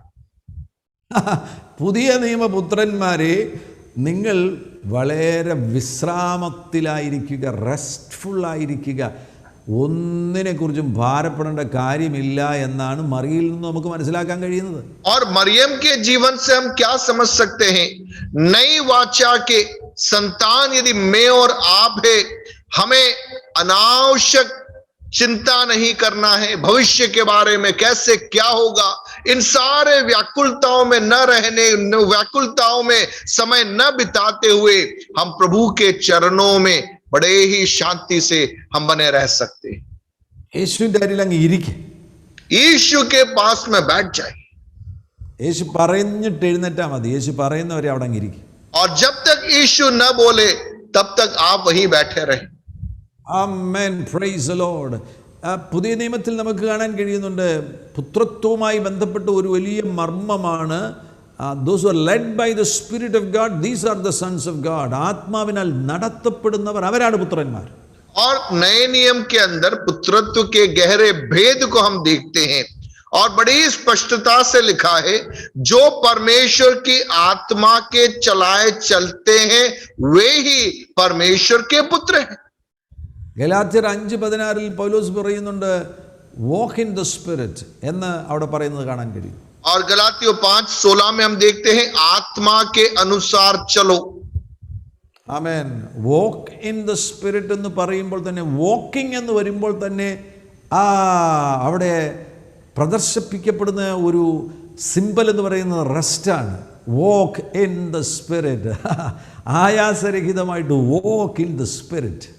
और आत्मा के अनुसार चलना, आत्मा में चलना, उसका अर्थ क्या है? वहां पर एक विश्राम छिपा हुआ है, क्योंकि आप आत्मा के अनुसार चल रहे हैं. ആമേൻ. ആത്മാവിൽ നടക്കുന്ന വ്യക്തിയെ സംബന്ധിച്ചിടത്തോളം അറിയാം, യേശു ക്രൂശിൽ സകലവും നിവർത്തിയാക്കിയിരിക്കുക. और आत्मा में जब एक व्यक्ति चल रहा है, वह उस यकीन के साथ में चल रहा है, मुझे जो कुछ करना चाहिए था वह सब यीशु मसीह ने क्रूस पर पूर्ण कर दिया है. എൻ്റെ ചുമതല എന്ന് പറയുന്നത് ആത്മാവിൽ അങ്ങാകുക, ക്രിസ്തുവിൽ അങ്ങാകുക, അങ്ങനെ ആത്മാവിനാൽ അങ്ങ് നയിക്കപ്പെടുക. ഇത് മാത്രമാണ് എൻ്റെ ചുമതല. और मेरी जिम्मेदारी क्या है? केवल यीशु पर विश्वास करना या आत्मा में आ जाना, यीशु में आ जाना, बस यही कार्य मुझे करना है. നമ്മൾ പ്രാർത്ഥിക്കുന്നു, ആത്മാവിൽ പ്രാർത്ഥിക്കുക. और हम प्रार्थना करते हैं, आत्मा में प्रार्थना करो. ഉപവസിക്കുകയാണോ? ആത്മാവിൽ ഉപവസിക്കുക. उपवास करते हैं, आत्मा में उपवास कीजिए. ഇതൊന്നും പ്രവൃത്തിയാകരുത്. പ്രവൃത്തിയായാൽ മാർത്തെ പോലെ ആയിത്തീരും. और यह कोई भी बातें कार्य नहीं बनना है. यदि ये सब कार्य हो गया, हमारा जीवन मार्था के समान हो जाएगा. വിശകലനം ചെയ്ത് നോക്കുക. നിങ്ങൾ ഒത്തിരി പ്രാർത്ഥിക്കുന്നവരാണ്, ഒത്തിരി ഉപവസിക്കുന്നവരാണ്, എന്നാൽ ഇപ്പോഴും ആ അകത്തുള്ള വെപ്രാളവും വ്യാകുലതയും, നാളെ എന്തായിത്തീരും, മക്കളുടെ കാര്യം എന്തായിത്തീരും, ഈ ഭാരങ്ങളിലാണ് നിങ്ങൾ ഇപ്പോഴും ആയിരിക്കുന്നത്. ആ വെപ്രാളത്തിലാണ് നിങ്ങൾ പ്രാർത്ഥിക്കുന്നത് എങ്കിൽ ഇതുവരെയും നിങ്ങൾ പുതിയ നിയമത്തിൻ്റെ പുത്രത്വത്തിൻ്റെ മർമ്മം നിങ്ങൾക്ക് വെളിപ്പെട്ട് കിട്ടിയിട്ടില്ല. और आप अपना आपका स्वयं विश्लेषण कीजिए। आप प्रार्थना करने वाले व्यक्ति होंगे, उपवास करने वाले व्यक्ति होंगे, लेकिन इन प्रार्थनाओं में, इन उपवासों के अंदर भी आपके अंदर भय है, आपके अंदर व्याकुलता है, भविष्य के बारे में आप चिंतित है, कैसे होगा, क्या होगा, कहां से होगा, कब होगा। इस प्रकार की उधेड़ बुन के अंदर आप पड़े हुए हैं। उसका अर्थ यह है, अभी भी आप आत्मा के अनुसार प्रार्थना नहीं कर रहे। ആമേൻ. റോമാലേഖനം 10:4 നമുക്ക് കാണാൻ കഴിയുന്നുണ്ട്, വിശ്വസിക്കുന്ന ഏവനും നീതി ലഭിപ്പാൻ ക്രിസ്തു ന്യായപ്രമാണത്തിന്റെ അവസാനമാകുന്നു എന്നതിന്റെ അർത്ഥം ന്യായപ്രമാണം അവസാനിച്ചു.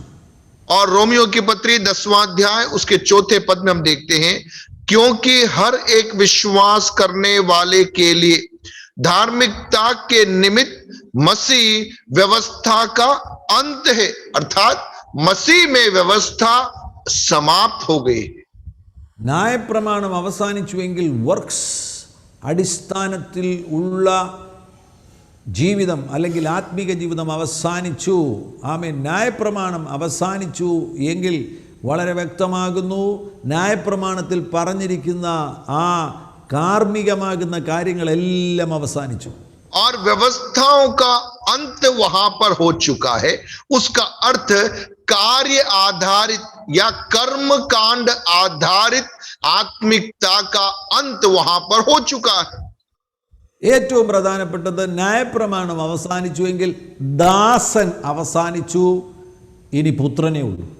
और व्यवस्था का अंत हो चुका है, उसका अर्थ क्या है? दास का अंत हो चुका, अब केवल पुत्र है। പക്ഷേ ഞാൻ പറഞ്ഞല്ലോ, ഈ സ്ലേവറി മെന്റാലിറ്റി മാറ്റിയെടുക്കാൻ ഭയങ്കര ബുദ്ധിമുട്ടാണ്. और मैंने पहले बताया ना कि ये जो दासत्व की मानसिकता, इसमें से बाहर निकलना बहुत मुश्किल है। പുത്രത്വത്തെക്കുറിച്ചുള്ള വെളിപ്പാട് സ്വീകരിച്ച് ഞാൻ പുത്രനാകുന്നു എന്നുള്ള ആ ബോധ്യത്തിൽ ജീവിക്കുവാൻ ആമേൻ, പ്രൈസ് ദി ലോർഡ്, പരിശുദ്ധാത്മാവ് നമ്മെ സഹായിക്കും. വിശ്വസിക്കുക. और पुत्रत्व के उस प्रकाशन में जीवन व्यतीत करने के लिए, इस प्रकाशन में बढ़ने के लिए कि मैं पुत्र हूं, हमें प्रार्थना करना है, पवित्र आत्मा हमारी सहायता करेगा। ഗലാത്യ ലേഖനത്തിലേക്ക് നമുക്ക് പോകാം. ഗലാത്യ ലേഖനത്തിൽ നിന്ന് ചില കാര്യങ്ങൾ കൂടെ ഞാൻ നിങ്ങളുടെ ശ്രദ്ധയിൽ കൊണ്ടുവരുന്നു. 4-ാമത്തെ അധ്യായത്തിൽ 6-7 വാക്യങ്ങൾ നമുക്കറിയാവുന്ന വാക്യങ്ങളാണ്. നിങ്ങൾ മക്കളാകൊണ്ട് 2 കാര്യങ്ങളോടെ കാണാൻ കഴിയുന്നുണ്ട്. മക്കളെന്ന് പറയുന്നുണ്ട്. ആമേൻ. 7-ാം വാക്യത്തിൽ അവകാശി എന്ന് പറയുന്നതും നമുക്ക് കാണാൻ കഴിയുന്നു. और गलातियों की पत्री 4था अध्याय उसका 6ठा और 7वां पद, और तुम जो पुत्र हो, इसलिए परमेश्वर ने अपने पुत्र के आत्मा को जो हे अब्बा, हे पिता कहकर पुकारता है, हमारे हृदयों में भेजा है। इसलिए तू अब दास नहीं परंतु पुत्र है, और जब पुत्र हुआ तो परमेश्वर के द्वारा वारिस भी हुआ है। यहां पर हम 2 पदों को देखते हैं, पुत्र और वारिस। ആമേൻ. 2 പദങ്ങളൊന്നും നമുക്ക് ശ്രദ്ധിക്കാം. യവനായ ഭാഷയുടെ നമുക്ക് കൊണ്ടുവരാം. അവിടെ ഹൂയോസ് എന്ന വാക്കോ അല്ലെങ്കിൽ ഹായോസോ, ഹൂയോസ് എന്ന് പറയുന്നതായിരിക്കും നല്ലത്. ഹൂയോസ് എന്ന സണ്ണിന് ഹൂയോസ് എന്ന വാക്ക് ഉപയോഗിച്ചിരിക്കുന്നു. അതിൻ്റെ അർത്ഥം എന്ന് പറയുന്നത് പ്രായപൂർത്തി എത്തിയിരിക്കുന്ന, മാച്യൂരിറ്റിയിൽ എത്തിയിരിക്കുന്ന ആ പുത്രനെയാണ് ആ ഭാഷയിൽ അത് അർത്ഥമാക്കുന്നത്. और पुत्र के लिए हुयोस नामक यूनानी शब्द आया है। उसका अर्थ यह है, एक ऐसा पुत्र जो उस उम्र के पड़ाव पर आ पहुंचा है जहां पर वह समझदार हो चुका है, चीजों को समझ पा रहा है। ആ പുത്രൻ പ്രായപൂർത്തിയിലെത്തിയിരിക്കുന്ന ഹൂയോസ് എന്ന പുത്രൻ, ആ പുത്രൻ അവകാശിയാണ്. അവകാശിക്ക് യവനായ ഭാഷയിൽ ക്ലെറോനോമോസ് എന്നൊരു വാക്കാണ് ഉപയോഗിച്ചിരിക്കുന്നത്. और वह पुत्र जो समझ पा रहा है, उस परिपक्वता में पहुंचा है, वह वारिस भी है, अर्थात उसके लिए क्लेरोनोमोस नामक शब्द का इस्तेमाल किया गया है। ആ പദത്തിൻ്റെ അർത്ഥം നമുക്കിങ്ങനെ വിശദീകരിക്കാൻ കഴിയും. In messianic usage, one who receives his allotted possession by right of sonship. Amen. ആ വ്യക്തിയാണ് ക്ലെറോനോമോസ്. അല്ലെങ്കിൽ വേറൊരു വാക്കിൽ പറയുകയാണെങ്കിൽ one who has acquired or obtained the portion allotted to him. Amen. The portion allotted to him, that is ക്ലെറോനോമോസ്. और क्लेरोनोमस उस शब्द का अर्थ इस प्रकार से है, एक व्यक्ति जिसको उसका जो हक है, जो उसके नाम पर है, जब वो व्यक्ति उसे अपने कब्जे में करता है, अपनी अधीनता में करता है, वह उस शब्द की परिभाषा के अंतर्गत आता है।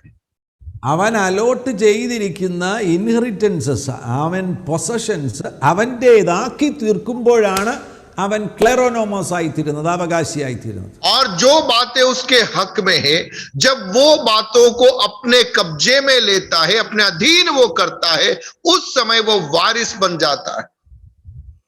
അപ്പോൾ എല്ലാ പുത്രന്മാരും ക്ലെറോനോമോസ് ആകണമെന്നില്ല. പുത്രനാണെന്ന് പറഞ്ഞുകൊണ്ട് ഒന്നും അവകാശമാക്കാതെ തനിക്കുള്ളതാക്കാതിരിക്കുന്ന ഒരു വ്യക്തി പുത്രനാണെങ്കിൽ പോലും ക്ലെറോനോമോസ് അല്ല. और आपको समझना है, हर पुत्र वारिस नहीं बन पा रहा. आप कह रहे हो मैं पुत्र हूं, लेकिन जो आपके हक का है उसको आपने आपके अधीनता में नहीं किया, अपने कब्जे में नहीं किया, तो आप पुत्र ही बने रहोगे, आप वारिस नहीं बन पाओगे. ഇനി ശ്രദ്ധിച്ചോണം, അപ്പനും മകനും തമ്മിലുള്ള ബന്ധത്തിൽ ലൂക്കോസിന്റെ സുവിശേഷം 15-ാമത്തെ അധ്യായത്തിൽ അവിടെ അപ്പനും മക്കളും തമ്മിലുള്ള ബന്ധം നമുക്ക് കാണാൻ കഴിയുന്നുണ്ട്. അപ്പനൊരു കാര്യം പറയുന്നു, 31-ാം വാക്യത്തിൽ അപ്പനൊരു കാര്യം പറയുന്നുണ്ട്. और लूका रचित सुसमाचार उसके 15वें अध्याय में पिता और पुत्र के उस रिश्ते के बारे में हम कुछ बातों को वहां पर देख पाते हैं. അവിടെ അപ്പം പറയുന്നത് 31-ാമത്തെ വാക്യത്തിൽ അപ്പം പറയുന്നത് എനിക്കുള്ളതെല്ലാം നിന്റേതാകുന്നു. और लूका रचित सुसमाचार 15वें अध्याय उसके 31वें पद में देखते हैं, पिता कहता है जो कुछ मेरा है वह सब तेरा ही है. ഓ, ഇതുവരെ വെളിപ്പെട്ട് കിട്ടിയിട്ടില്ലെന്നുണ്ടെങ്കിൽ ഇത് കേൾക്കുന്നവർക്ക് ഇത് വെളിപ്പെട്ട് കിട്ടട്ടെ. ദൈവം പറയുന്നത് എന്താണെന്ന് അറിയാമോ? എനിക്കുള്ളതെല്ലാം നിനക്കുള്ളതാകുന്നു. और प्रियो, यदि अभी तक ये प्रकाशन आपको नहीं मिल पाया है, आज रात को ये प्रकाशन आपके अंदर उतर जाने पर यहोवा परमेश्वर कह रहा है जो कुछ मेरा है वह सब तेरा ही है. Amen, praise the lord, hallelujah. ഇനി വരാൻ പോകുന്ന പുത്തൻ യെരൂശലേമിൽ നിങ്ങൾ ചെല്ലുമ്പോൾ അവിടെ ചെല്ലുന്നുണ്ടേ നമുക്കാർക്കും ലൈക്ക് ഭൂമിയിലായിരിക്കുമ്പോൾ നമുക്ക് 10 സെൻറ്റ് സ്ഥലമുണ്ട്, അല്ലെങ്കിൽ 20 സെൻറ്റ് സ്ഥലമുണ്ട്, ഒരു കെട്ടിടമുണ്ട്. അതുപോലെയല്ല പുത്തൻ യെരൂശലേമിൽ നമ്മൾ ചെല്ലുമ്പോൾ പുത്തൻ യെരൂശലേം മുഴുവൻ നമ്മുടേതാണ്. और जब मैं और आप उस नए यरूशलेम में पहुंचेंगे, वहां पर जैसा आज हम इस संसार में रहते हैं, हमारी एक जमीन का टुकड़ा होता है, उस पर एक मकान होता है, ऐसा नहीं. लेकिन नए यरूशलेम के अंदर जब हम जाते हैं, वो पूरा नया यरूशलेम वो मेरा और आपका रहेगा. അവിടെ വരെ പോകേണ്ട. ഇപ്പോഴുള്ള പ്രായോഗിക ജീവിതത്തിൽ ഇതൊന്ന് മനസ്സിലാക്കിയേ. അപ്പൻ പറയുന്നത് എനിക്കുള്ളതെല്ലാം മോനെ നിനക്കുള്ളതാണ്. और प्रियो, वहां तक जाने की भी जरूरत नहीं. वर्तमान में प्रायोगिक स्तर पर इस पद को आप जरा अपने अंदर उतारिए. पिता क्या कह रहा है? जो कुछ मेरा है वह सब तेरा ही है. ഈ ക്ലെറോനോമോസ് എന്നുള്ളത് യവനായ ഭാഷ, അതിൻ്റെ എബ്രായ ഭാഷ എടുക്കുകയാണെങ്കിൽ യാറേഷ് എന്നൊരു വാക്കാണ്. യാറേഷിൽ ടു ഓക്യുപ്പൈ എന്നാണ് അതിൻ്റെ അർത്ഥം വരുന്നത്. By driving out previous tenants and possessing in their place. I mean പഴയ ടെനൻസിനെ പുറത്താക്കിയിട്ട് പിടിച്ചെടുക്കുന്നതാണ് യാറേഷ്, അവകാശി. और इब्रानी भाषा में वारिस के लिए यारेश नामक एक शब्द का इस्तेमाल किया है, और उस शब्द का मूल अर्थ इस भाव से आता है कि जिन लोगों ने उस हक को अपने कब्जे में कर रखा था, उन लोगों को वहां से हटा करके उस स्थान को पुनः अपने कब्जे में करना, ऐसा एक भाव वहां पर आता है. നീ ഇപ്പോഴും നിൻ്റെ അവകാശങ്ങൾ പിടിച്ചെടുത്തിട്ടില്ല എന്നുണ്ടെങ്കിൽ നീ ഒരു ക്ലെറോനോമോസ് ആയിട്ടില്ല, നീ ഒരു യാറേഷ് ആയിട്ടില്ല. ഇന്ന് രാത്രിയില്ലെങ്കിലും ഈ ശബ്ദം കേൾക്കുമ്പോൾ നിൻ്റെ അവകാശങ്ങളുടെ പുറത്ത് ഏതെങ്കിലും അന്യായ ടെനൻസ് ഇരിക്കുകയാണെന്നുണ്ടെങ്കിൽ അവനെ അടിച്ചു പുറത്താക്കിയിട്ട് നിൻ്റെ അവകാശത്തെ നീ സ്വന്തമാക്കുക. यदि अभी तक आपने जो आपके हक में है उन बातों के ऊपर आपने कब्जा नहीं किया है, आज रात जब इस वचन को आप सुन रहे हैं, उन सारे घुसपैठियों को जिन्होंने आपके हक के ऊपर कब्जा करके बैठे हैं, उन्हें भगाकर उन बातों को आप आपके कब्जों में कर लीजिए.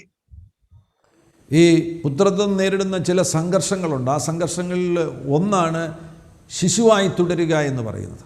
और पुत्रत्व के उस प्रकाशन में हमें बढ़ने से रोकने के लिए कई प्रकार की चुनौतियां हमारे सम्मुख आती है. उसमें से एक है हम हमेशा बालक बने रहते हैं. ശൈശവത്തിലൂടെ കടന്നു പോകേണ്ടതായിട്ടുണ്ട്. ശൈശവത്തിലൂടെ കടന്നുപോയാണ് പുത്രത്വത്തിലേക്ക്, നമ്മൾ മെച്യൂരിറ്റിയിലേക്ക് നമ്മൾ എത്തിച്ചേരുന്നത്. और बाल्यपन जरूरी है, वहां से हम धीरे धीरे बढ़कर सिद्धता की ओर या एक समझदारी की उम्र की ओर हम बढ़ते हैं।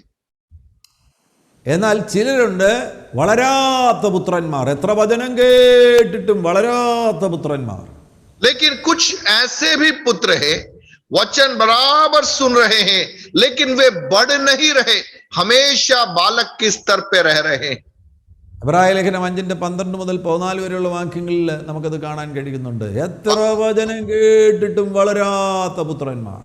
और इब्रानियों की पत्री 5वें अध्याय उसके 12वें पद से यदि हम देखते हैं, वहां पर हम देखते हैं कि दूध पीने वाले बच्चे, उस शब्द से उनका परिचय किया गया है कि वचन बहुत सुन रहे हैं लेकिन उनकी हालात दूध पीने वाले बच्चों के समान ही है। എത്ര വചനം കേട്ടിട്ടും പാപത്തെ ഇപ്പോഴും ജയിക്കാൻ കഴിയാത്ത പുത്രന്മാർ. और वचन बहुत सुन रहे हैं लेकिन अभी भी पाप पर जय नहीं प्राप्त कर पा रहे। എത്ര വചനം കേട്ടിട്ടും ഇന്നും ബന്ധനമാണ് ബന്ധനമാണ് എന്ന് പറഞ്ഞുകൊണ്ടിരിക്കുന്ന പുത്രന്മാർ. और वचन बहुत सुन रहे हैं लेकिन आज भी एक ही बात कह रहे हैं, बंधन है, समस्याएं हैं। വളരാത്ത പുത്രന്മാരായിട്ട് തുടരുവാൻ വേണ്ടിയല്ല ദൈവം നമ്മെക്കുറിച്ച് ആഗ്രഹിക്കുന്നത്. ദൈവവചനം സ്വീകരിക്കുക, കട്ടിയായിട്ടുള്ള ആഹാരം കഴിക്കണം, പാല് കുടിച്ചുകൊണ്ടിരിക്കരുത്. കട്ടിയായിട്ടുള്ള ആഹാരം കഴിക്കുവാൻ തയ്യാറാകുന്നു എങ്കിൽ നീ മാച്യൂരിറ്റിയിലേക്ക് വരുവാൻ പോകുന്നു, നീ പുത്രത്വത്തിലേക്ക് പ്രവേശിക്കുവാൻ പോകുന്നു. दूध पीने वाले बच्चे के स्तर पर हमेशा आप बने न रहिए, आपका स्तर बदलना है। अन्न खाने के स्तर के अंदर, एक बढ़ोतरी के स्तर के अंदर मुझे और आपको आगे बढ़ना अनिवार्य है। മറ്റൊരു കൂട്ടരുണ്ട്, വഷളായി പോകുന്ന പുത്രന്മാരുണ്ട്. दूसरा एक समूह है जो बिगड़े हुए पुत्र के नाम से हम कह सकते हैं। ഈ വഷളായി പോകുന്ന പുത്രന്മാർ പുത്രത്വത്തിൽ വന്നതാണ്. അവർ ക്ലെറോനോമോസായി തീർന്നു, അവകാശങ്ങളെല്ലാം പൊസസ് ചെയ്തവരാണ്. और ये बिगड़े हुए पुत्र कौन है? जो पुत्र भी बन गए, वारिस भी बन गए और चीजों को अपने हक में भी कर लिया। എന്നാൽ അതിനുശേഷം വഷളായി പോയവരാണ്, വഴിമാറിപ്പോയവരാണ്, ലക്ഷ്യം മാറിപ്പോയവരാണ്. लेकिन उसके बाद में वे मार्ग से भटक गए, उनका जीवन यात्रा का मकसद कुछ और हो गया, गलत दिशाओं में वे चले गए। ജൂദാസ് അതിനൊരു ഉദാഹരണമാകുന്നു. അവൻ്റെ കൈ പണസഞ്ചി ഉണ്ട് എന്നതുപോലെ ഈ പുത്രത്വത്തിലേക്ക് ക്ലെറോനോമോസ് ആയിരിക്കുന്നവർക്ക് ഫേവർ ഓഫ് ഗോഡ് ഉണ്ട്. അവരുടെ മേൽ എല്ലാ നിലയിലുമുള്ള അഭിവൃദ്ധി ഉണ്ടാകും. ആ അഭിവൃദ്ധി ചിലരെ തെറ്റിച്ചു കളഞ്ഞു. और हमें समझना है, यहूदा जो पुत्र था, वारिस के पद तक भी पहुंचा, उसके हाथ में धन था लेकिन वह प्रभु से दूर चला गया। प्रियो, हमें समझना है, जब हम वारिस बनते हैं बहुत सारी बातें परमेश्वर हमारे हाथों में देता है। हमारे पास में प्रभु का फेवर जो है हमारी ओर बना रहता है। परिणाम स्वरूप संभावना है कि हम वहां पर फिसल जाए और गलत दिशा में हम चले जाए। പുത്രത്വത്തിന്റെ വെളിപ്പാടിലേക്ക് വന്നു കഴിഞ്ഞാൽ നിന്റെ എല്ലാ മേഖലകളിലും നീ ഒരിക്കലും സ്വപ്നം പോലും കണ്ടിട്ടില്ലാത്ത അഭിവൃദ്ധി കർത്താവ് അയക്കുവാൻ പോകുകയാണ്. और आप पुत्रत्व के प्रकाशन में जब कदम रखते हैं, आपके लिए परमेश्वर ऐसी उन्नति के रास्तों को खोलता है जिसके बारे में आपने स्वप्न में भी नहीं सोचा होगा। പക്ഷേ അവിടെ സൂക്ഷിക്കേണ്ടത് ആവശ്യമാണ്. നെകളം അകത്ത് കയറരുത്. लेकिन वहां पर हमें सावधान रहना है, घमंड हमारे अंदर नहीं आना है, ദ്രവ്യാഗ്രഹം അകത്ത് കയറരുത്, धन का लोभ हमारे अंदर नहीं आना है, ലോകസ്നേഹം അകത്ത് കയറരുത്, संसार का प्रेम हमारे अंदर नहीं आना है। ഈ മുടിയനായ പുത്രന് സംഭവിച്ചത് എന്താണ്? അവന് പൊസഷൻസ് എല്ലാം കിട്ടിക്കഴിഞ്ഞപ്പോൾ അവൻ ഇൻഹെറിറ്റ് ചെയ്തു. അവൻ ക്ലെറോനോമസ് ആയി കഴിഞ്ഞപ്പോൾ അവൻ്റെ ഫെലോഷിപ്പ്, അവന് കൂട്ടായ്മ ആചരിക്കാൻ ആഗ്രഹിച്ചത് ആരോടാണ്? ലോകത്തിലുള്ളവരോട്, വേശ്യമാരോട്, മദ്യപാനികളോട്. അവന് ലഭിച്ച അപ്പൻ്റെ പൊസഷൻസ് ഉപയോഗിച്ചുകൊണ്ട് അവൻ ലോകത്തിൽ കൂട്ടുകെട്ടുണ്ടാക്കി. और जब हम उड़ाऊ पुत्र के बारे में देखते हैं, पिता ने उसको उसका हक दे दिया। अब इस पुत्र ने क्या किया? उस हक को लेकर उसने किसके साथ में संगति की? संसार के साथ में, अपने मित्रों के साथ में, वेश्याओं के साथ में, मदिरालयों में, गलत चीजों में उसने उस संपत्ति को जो पिता ने उसे प्रदान की थी, उसे उसने बर्बाद कर दिया। വഷളായി പോകുന്ന പുത്രന്മാരുണ്ട്. ഈ രാത്രിയിൽ പരിശുദ്ധാത്മാവ് പറയുന്നു, വളരാത്ത പുത്രന്മാരായി തുടരരുത്, ശിശുക്കളായി തുടരരുത്. വഷളായി പോകുകയും ചെയ്യരുത്. എൻ്റെ പുത്രത്വത്തിൽ നീ നിൽക്കുകയാണെങ്കിൽ നിന്നെയാണ് എനിക്ക് അന്ത്യകാല ഉണർവിന് ആവശ്യമായിരിക്കുന്നത്. आज रात जितने लोग इस सभा में जुड़े हुए हैं, हम आपसे कहना चाहेंगे, दूध पीने वाले बच्चे के स्तर पर आपको हमेशा बने नहीं रहना है. दूसरी ओर आप यदि वारिस है, आपको बिगड़ना नहीं है, दुनिया की बातों में आपको नहीं जाना है. जो व्यक्ति अपने आप को बनाए रहेगा, बचाए रहेगा, ऐसे वारिसों को परमेश्वर अंत की जागृति में इस्तेमाल में लेगा. ആമേൻ. ഞാൻ മുന്നോട്ട് പോകട്ടെ. അങ്ങനെയെങ്കിൽ ഈ ഇൻഹെറിറ്റേഴ്സിനുള്ള ഇൻഹെറിറ്റൻസസ്, ദൈവത്തിൻ്റെ വചനത്തിലുള്ള ആ അവകാശങ്ങളെ കുറിച്ച് കൂടെ പെട്ടെന്ന് ഞാൻ പറയുകയാണ്. और यदि ऐसा है तो जो लोग वारिस होते हैं उनको मिलने वाली मिरास के बारे में भी मैं कुछ बातें आपको जल्दी से बताकर आगे बढ़ूंगा. മത്തായി 19:29 നമുക്ക് കാണാൻ കഴിഞ്ഞു, ഇറ്റേണൽ ലൈഫ് നമ്മൾ ഇൻഹെറിറ്റ് ചെയ്യുന്നതാണ്. സാൽവേഷൻ നമ്മൾ ഇൻഹെറിറ്റ് ചെയ്യാൻ പോകുന്നു. और मत्ती रचित सुसमाचार 19वें अध्याय के अंदर उसके वर्ष 1929 19 का 29 में हम देखते हैं अनंत जीवन का अधिकारी होगा, ऐसा हम पाते हैं. അവിടെ ആ ഇറ്റേണൽ ലൈഫ്, സാൽവേഷൻ എന്നുള്ള അതാണ് ഏറ്റവും വലിയ ഒരു അവകാശം നമുക്ക് ലഭിക്കുന്നത്. ആമേൻ. ആ അവകാശം, അവിടെ സാൽവേഷൻ എന്നുള്ളതിന് ഉപയോഗിച്ചിരിക്കുന്ന, മൂലഭാഷയിൽ ഉപയോഗിച്ചിരിക്കുന്ന ആ വാക്കിന് അനേകം അർത്ഥങ്ങളുണ്ട്. സൗണ്ട് മൈൻഡ് എന്നുള്ള അർത്ഥമുണ്ട്, സെക്യൂരിറ്റി എന്ന അർത്ഥമുണ്ട്, പ്രിസർവേഷൻ എന്ന അർത്ഥമുണ്ട്, ആമേൻ, സേഫ്റ്റി എന്ന അർത്ഥമുണ്ട്, ഡെലിവറൻസ് എന്ന अर्थമുണ്ട്, ഹോൾനെസ് എന്ന अर्थമുണ്ട്. और हम देखते हैं मत्ती 19 उसके 29 के अंदर जिस विरासत के बारे में, जिस मिरास के बारे में लिखा है, वह है अनंत जीवन का अधिकारी. प्रियो, जो उद्धार का अनुभव हमें मिलता है, उस उद्धार के अनुभव के अंदर हमारी सुरक्षा है, हमारा हक वहां पर है, परमेश्वर का प्रबंध वहां पर छिपा हुआ है, एक संपूर्णता वहां पर छिपी हुई है. നീ വളരെ സേഫാണ് കേട്ടോ. അല്പം പോലും നീ ഭയപ്പെടേണ്ട കാര്യമില്ല. നിന്റെ ഭാവിയെക്കുറിച്ച് ഒന്നും നീ വ്യാകുലപ്പെടേണ്ട. നീ സേവ്ഡ് ആണെന്നുണ്ടെങ്കിൽ നീ സേഫ് ആകുന്നു. നീ സേവ്ഡ് ആണെന്നുണ്ടെങ്കിൽ നീ ഡെലിവേർഡ് ആകുന്നു.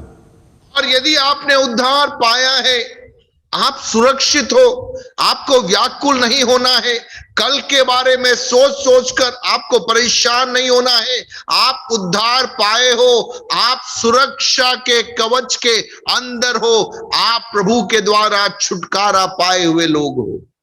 സേവ്ഡ് ആയിട്ടുള്ളവർക്കാണ് എഫേസ്യർ 1-ാമത്തെ അധ്യായം 1 മുതൽ 3 വരെയുള്ള വാക്യങ്ങളിൽ പറഞ്ഞു വന്ന് 3-ാം വാക്യത്തിൽ പറയുന്നു, സ്വർഗത്തിലെ സകല ആത്മീക അനുഗ്രഹങ്ങളും, ഓൾ സ്പിരിച്വൽ ബ്ലെസ്സിങ്സ്. സേവ്ഡ് ആണെന്നുണ്ടെങ്കിൽ നിനക്ക് ഓൾ സ്പിരിച്വൽ ബ്ലെസ്സിങ്സ് ആണ്.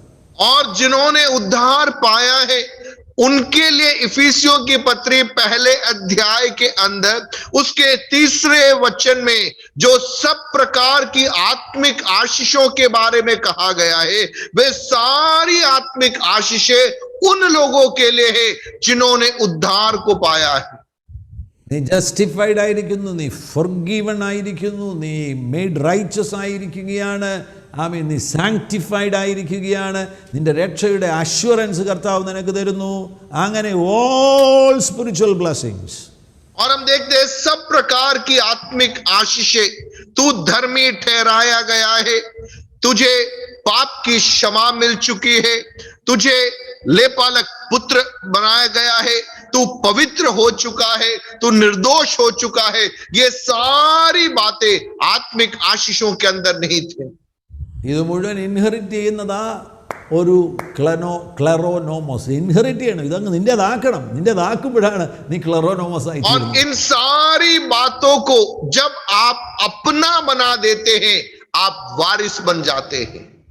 നീതിബോധത്തിൽ ഇന്നും ജീവിക്കുവാൻ കഴിയുന്നില്ല. ഇന്നും പാപബോധത്തിൽ ജീവിക്കുന്നവർ ക്ലെറോനോമോസ് ആയിട്ടില്ല. നിന്നെ കർത്താവ് നീതിമാനാക്കിയിരിക്കുകയാണ്. നീ നീതിബോധത്തിൽ ജീവിക്കുകയും നീതിമാനായി ജീവിക്കുകയും ചെയ്യണം. और प्रियो, हमें ये समझना है कि मैं प्रभु के द्वारा धर्मी ठहराया गया हूं. अगर हम अभी भी पाप की मानसिकता के साथ में कि मैं एक पापी हूं, उस मानसिकता के साथ में जीवन व्यतीत कर रहे हो, आप वारिस नहीं हो सकते. वारिस कौन है? जो ये कहता है मैं धर्मी ठहराया गया हूं और उस धर्मी की जीवन शैली में मैं जीवनों को व्यतीत करता हूं. കഴിഞ്ഞ ആഴ്ചയിൽ കർത്താവിന്റെ ദാസൻ പറഞ്ഞതുപോലെ നീ പുത്രനാണെങ്കിൽ യാചനയല്ല ഗർജനമാ നിന്നിൽ നിന്നും മുഴങ്ങേണ്ടത്. और पिछले सप्ताह जैसे प्रभु के दास ने कहा, यदि तू पुत्र है, तेरे मुख से विनती नहीं, दोहाई नहीं, लेकिन गर्जना अधिकार के शब्द प्रकट होना है. മറ്റൊരു കാര്യം നീ ഇൻഹെറിറ്റ് ചെയ്യുന്നത് മത്തായി 25:34 കിങ്ഡം ഓഫ് ഗോഡ് നീ ഇൻഹെറിറ്റ് ചെയ്യുക. और मत्ती 25:34 के अंदर हम देखते दूसरा एक बात जो आपको पाना है, वह है परमेश्वर का राज्य. ഈ പുത്രനാണെങ്കിൽ എന്താ പറയുന്നത്? ദൈവരാജ്യം എന്റേതാണെന്നാ പറയുന്നത്. और यदि तू पुत्र है तो तू क्या कहता है? परमेश्वर का राज्य मेरा है. അതിന്റെ അർത്ഥം എന്ന് പറയുന്നത് നിന്നെ ഇതിനകത്തൊരു രാജാവാക്കി കർത്താവ് മാറ്റിയിരിക്കുകയാണ്. उसका अर्थ क्या है? परमेश्वर ने तुझे इसके अंदर एक राजा बनाया है. അതിന്റെ അർത്ഥം നല്ല മലയാളത്തിൽ പറയുമ്പോൾ അധികാരമുണ്ട് നിനക്ക്. നീ വാ തുറന്ന് പറഞ്ഞാൽ അത് നടപ്പിലാക്കാൻ നിന്റെ ചുറ്റും സൈന്യമുണ്ട്, ഏഞ്ചൽസ് ഉണ്ട്. उसका अर्थ क्या है? आपके पास में अधिकार आपको दिया गया है. यदि आप विश्वास करके अधिकार के साथ में आप घोषणा करोगे, उन बातों को पूरा करने के लिए आपके पास में स्वर्गदूत है, आपके शब्दों में अधिकार है. ഞാൻ ഇന്ത്യക്കാരനാണെങ്കിൽ പോലും എനിക്ക് ഇന്ത്യ എൻ്റേതാണെന്ന് പറയാൻ, ആ നിലയിൽ ഇന്ത്യ മുഴുവൻ എൻ്റേതാണെന്ന് പറയാൻ എനിക്ക് കഴിയത്തില്ല. ഞാൻ ഇന്ത്യക്കാരനാണ്. പക്ഷേ കിങ്ഡത്തിൽ നീ വരുന്നുണ്ട്. കിങ്ഡത്തിൻ്റെ പ്രത്യേകതയാണ് കിങ്ഡം ഓഫ് ഗോഡ് എൻ്റേതാകുന്നു. നീ അതിനകത്ത് കിങ് ആകുന്നു. കിങ് ആകുന്നുവെങ്കിൽ നിനക്ക് അധികാരമുണ്ട്. നീ കിങ് ആണെന്നുണ്ടെങ്കിൽ നിനക്ക് ചുറ്റും സൈന്യമുണ്ട്. സൈന്യമുണ്ടെങ്കിൽ നീ അധികാരമുള്ള വ്യക്തിയാണ്. അധികാരമുള്ള വ്യക്തി പറഞ്ഞാൽ സൈന്യം അത് നടപ്പിലാക്കാൻ പോകുകയാണ്. और मैं और आप भारत के रहने वाले हैं, लेकिन हम ये नहीं कह सकते कि ये सब हमारा है, हम यहाँ पे राज्य करते हैं. हम ऐसा नहीं कह सकते. लेकिन जब बात परमेश्वर के राज्य की आती है, प्रियो, मैं और आप जब परमेश्वर के राज्य में है, परमेश्वर का राज्य हमारा है और प्रभु का राज्य हमारा होने के नाते मैं और आपके पास में एक अधिकार है.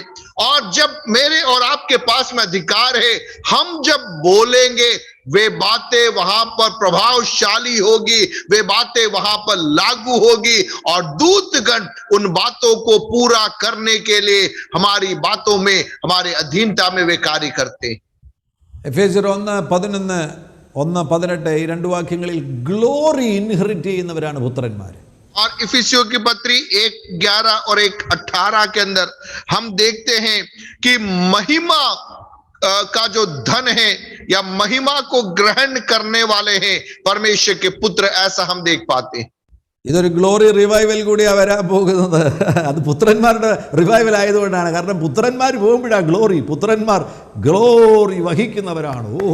और प्रियो, यह महिमा की एक जागृति है. महिमा कब प्रकट होती है? जब पुत्र लोग चलायमान होते हैं. पुत्रों के प्रकट होने पर परमेश्वर की महिमा प्रकट होती है. വീണ്ടും മറ്റൊരു ഇൻഹെറിറ്റൻസ് 1 പത്രോസ് 1:4 പറയുന്നുണ്ട്. Inheritance reserve in heaven. അപ്പൊ സ്വർഗത്തിൽ നിനക്കൊരു അവകാശം കർത്താവ് റിസർവ് ചെയ്ത് വെച്ചിരിക്കുകയാണ്. और पहला पत्रस 1:4 के अंदर हम देखते हैं एक अविनाशी, निर्मल और अजर मिरास के लिए जो तुम्हारे लिए स्वर्ग में रखी है. उसका अर्थ स्वर्ग में हमारे लिए एक मिरास रखी हुई है. അപ്പൊ സ്വർഗത്തിൽ റിസർവ് ചെയ്ത് വെച്ചിരിക്കുന്നത് ആ ഇൻഹെറിറ്റൻസ് എന്താണ്? 2 പത്രോസ് 1:4 അടിസ്ഥാനത്തിൽ നമുക്ക് മനസ്സിലാക്കാം. Divine nature. സ്വർഗത്തിൽ നമ്മൾ ചെല്ലുമ്പോൾ പിന്നെ നമ്മുടെ ഈ ഭൂമിയിൽ എത്ര ക്രിസ്തുവിനെ പോലെ ആകുന്ന വ്യക്തിയിലും അല്പം പല പഴയ സ്വഭാവങ്ങൾ ഇങ്ങനെ ചുറ്റിക്കറങ്ങി കിടക്കും. പക്ഷെ അതൊന്നുമില്ലാതെ 100% 100% പെർഫെക്റ്റ് ആയിട്ട് ജീസസ് ക്രൈസ്റ്റിനെ പോലെ ആകുന്ന ആ ഇൻഹെറിറ്റൻസ് റിസർവ് ചെയ്ത് വെച്ചിരിക്കുകയാണ് അവിടെ. और प्रियो, स्वर्ग में वह मिरास जो मेरे लिए और आपके लिए सुरक्षित कर रखी है, वह मिरास क्या है? दूसरा पत्रस 1:4 में हम देखते हैं ईश्वरीय स्वभाव के संभागी होने की बात. अर्थात जब मैं और आप इस संसार में रहते हैं, कहीं न कहीं हम चूक जाते हैं, लेकिन प्रियो, यदि मैं और आप प्रभु में बने रहेंगे, स्वर्ग में हमारे लिए वह मिरास सुरक्षित रखी है और वहां पर हम ईश्वरीय स्वभाव के संभागी बन जाएंगे. जैसा मसीह है वैसा हम भी वहां पर रह पाएंगे. അവിടെ അത് റിസർവ് ചെയ്ത് വെച്ചുകൊണ്ടിരിക്കുന്നതിനാൽ തന്നെ ഇപ്പോൾ നമുക്കത് മാനിഫെസ്റ്റ് ചെയ്യാൻ കഴിയും. എങ്ങനെ? ഹോളി സ്പിരിറ്റിലൂടെ. ഹോളി സ്പിരിറ്റിൽ വീണ്ടും നമുക്ക് ഈ ഭൂമിയിലായിരിക്കുമ്പോൾ തന്നെ ഡിവൈൻ നേച്ചറിനെ മാനിഫെസ്റ്റ് ചെയ്യാൻ കഴിയും. അതെൻ്റെ ഇൻഹെറിറ്റൻസ് ആണ്. और प्रियो, वहां पर स्वर्ग में हमारे लिए वह बातें सुरक्षित रखी होने के कारण वर्तमान में पवित्र आत्मा की सहायता के द्वारा उस ईश्वरीय स्वभाव को मैं और आप प्रदर्शित कर सकते हैं. क्यों? क्योंकि वह हमारी मीरास है और हम उसके वारिस है, इसलिए वह स्वभाव हम में प्रकट होना है. ആമേൻ. വീണ്ടും മുന്നോട്ട് പോകുമ്പോൾ മറ്റൊരു അനുഗ്രഹമാണ്, മറ്റൊരു ഇൻഹെറിറ്റൻസ് ആണ്. 1 പത്രോസ് 3:9 കാണാൻ കഴിയുന്നു. നമ്മൾ ബ്ലെസ്സിങ് ഇൻഹെറിറ്റ് ചെയ്യാൻ വേണ്ടി വിളിക്കപ്പെട്ടവരാകുന്നു എന്നാണ് അവിടെ പറഞ്ഞിരിക്കുന്നത്. അനുഗ്രഹം അനുഭവിക്കേണ്ടതിന് വിളിക്കപ്പെട്ടതുകൊണ്ട്. और पहला पत्रस 3:9 के अंदर हम देखते हैं, तुम आशीष के वारिस होने के लिए बुलाए गए हैं. प्रियो, मैं और आप आशीष के वारिस होने के लिए बुलाए गए हैं. Amen. Praise the lord. Hallelujah. അനുഗ്രഹം എന്ന് പറയുമ്പോൾ അത് പല നിലകളിൽ അനുഗ്രഹത്തെ നമുക്ക് വിശദീകരിക്കുവാൻ കഴിയും. ആമേൻ. എന്നാൽ ഏറ്റവും പ്രധാനപ്പെട്ട ഒരു കാര്യമാണ്, അതൊരു സ്റ്റേറ്റ് ഓഫ് മൈൻഡ് ആണ്. ആമേൻ. എൻ്റെ മനസ്സ് തന്നെ അനുഗ്രഹം എന്നത് ഒരു സ്റ്റേറ്റ് ഓഫ് മൈൻഡ് തന്നെയാണ്. और प्रियो, जब मैं और आप आशीष बात कहते हैं, उस आशीष पद के अंदर बहुत सारी चीजें छिपी हुई है. वो हमारे मन की एक स्थिति ही हो जाती है. ആമേൻ. Praise the Lord.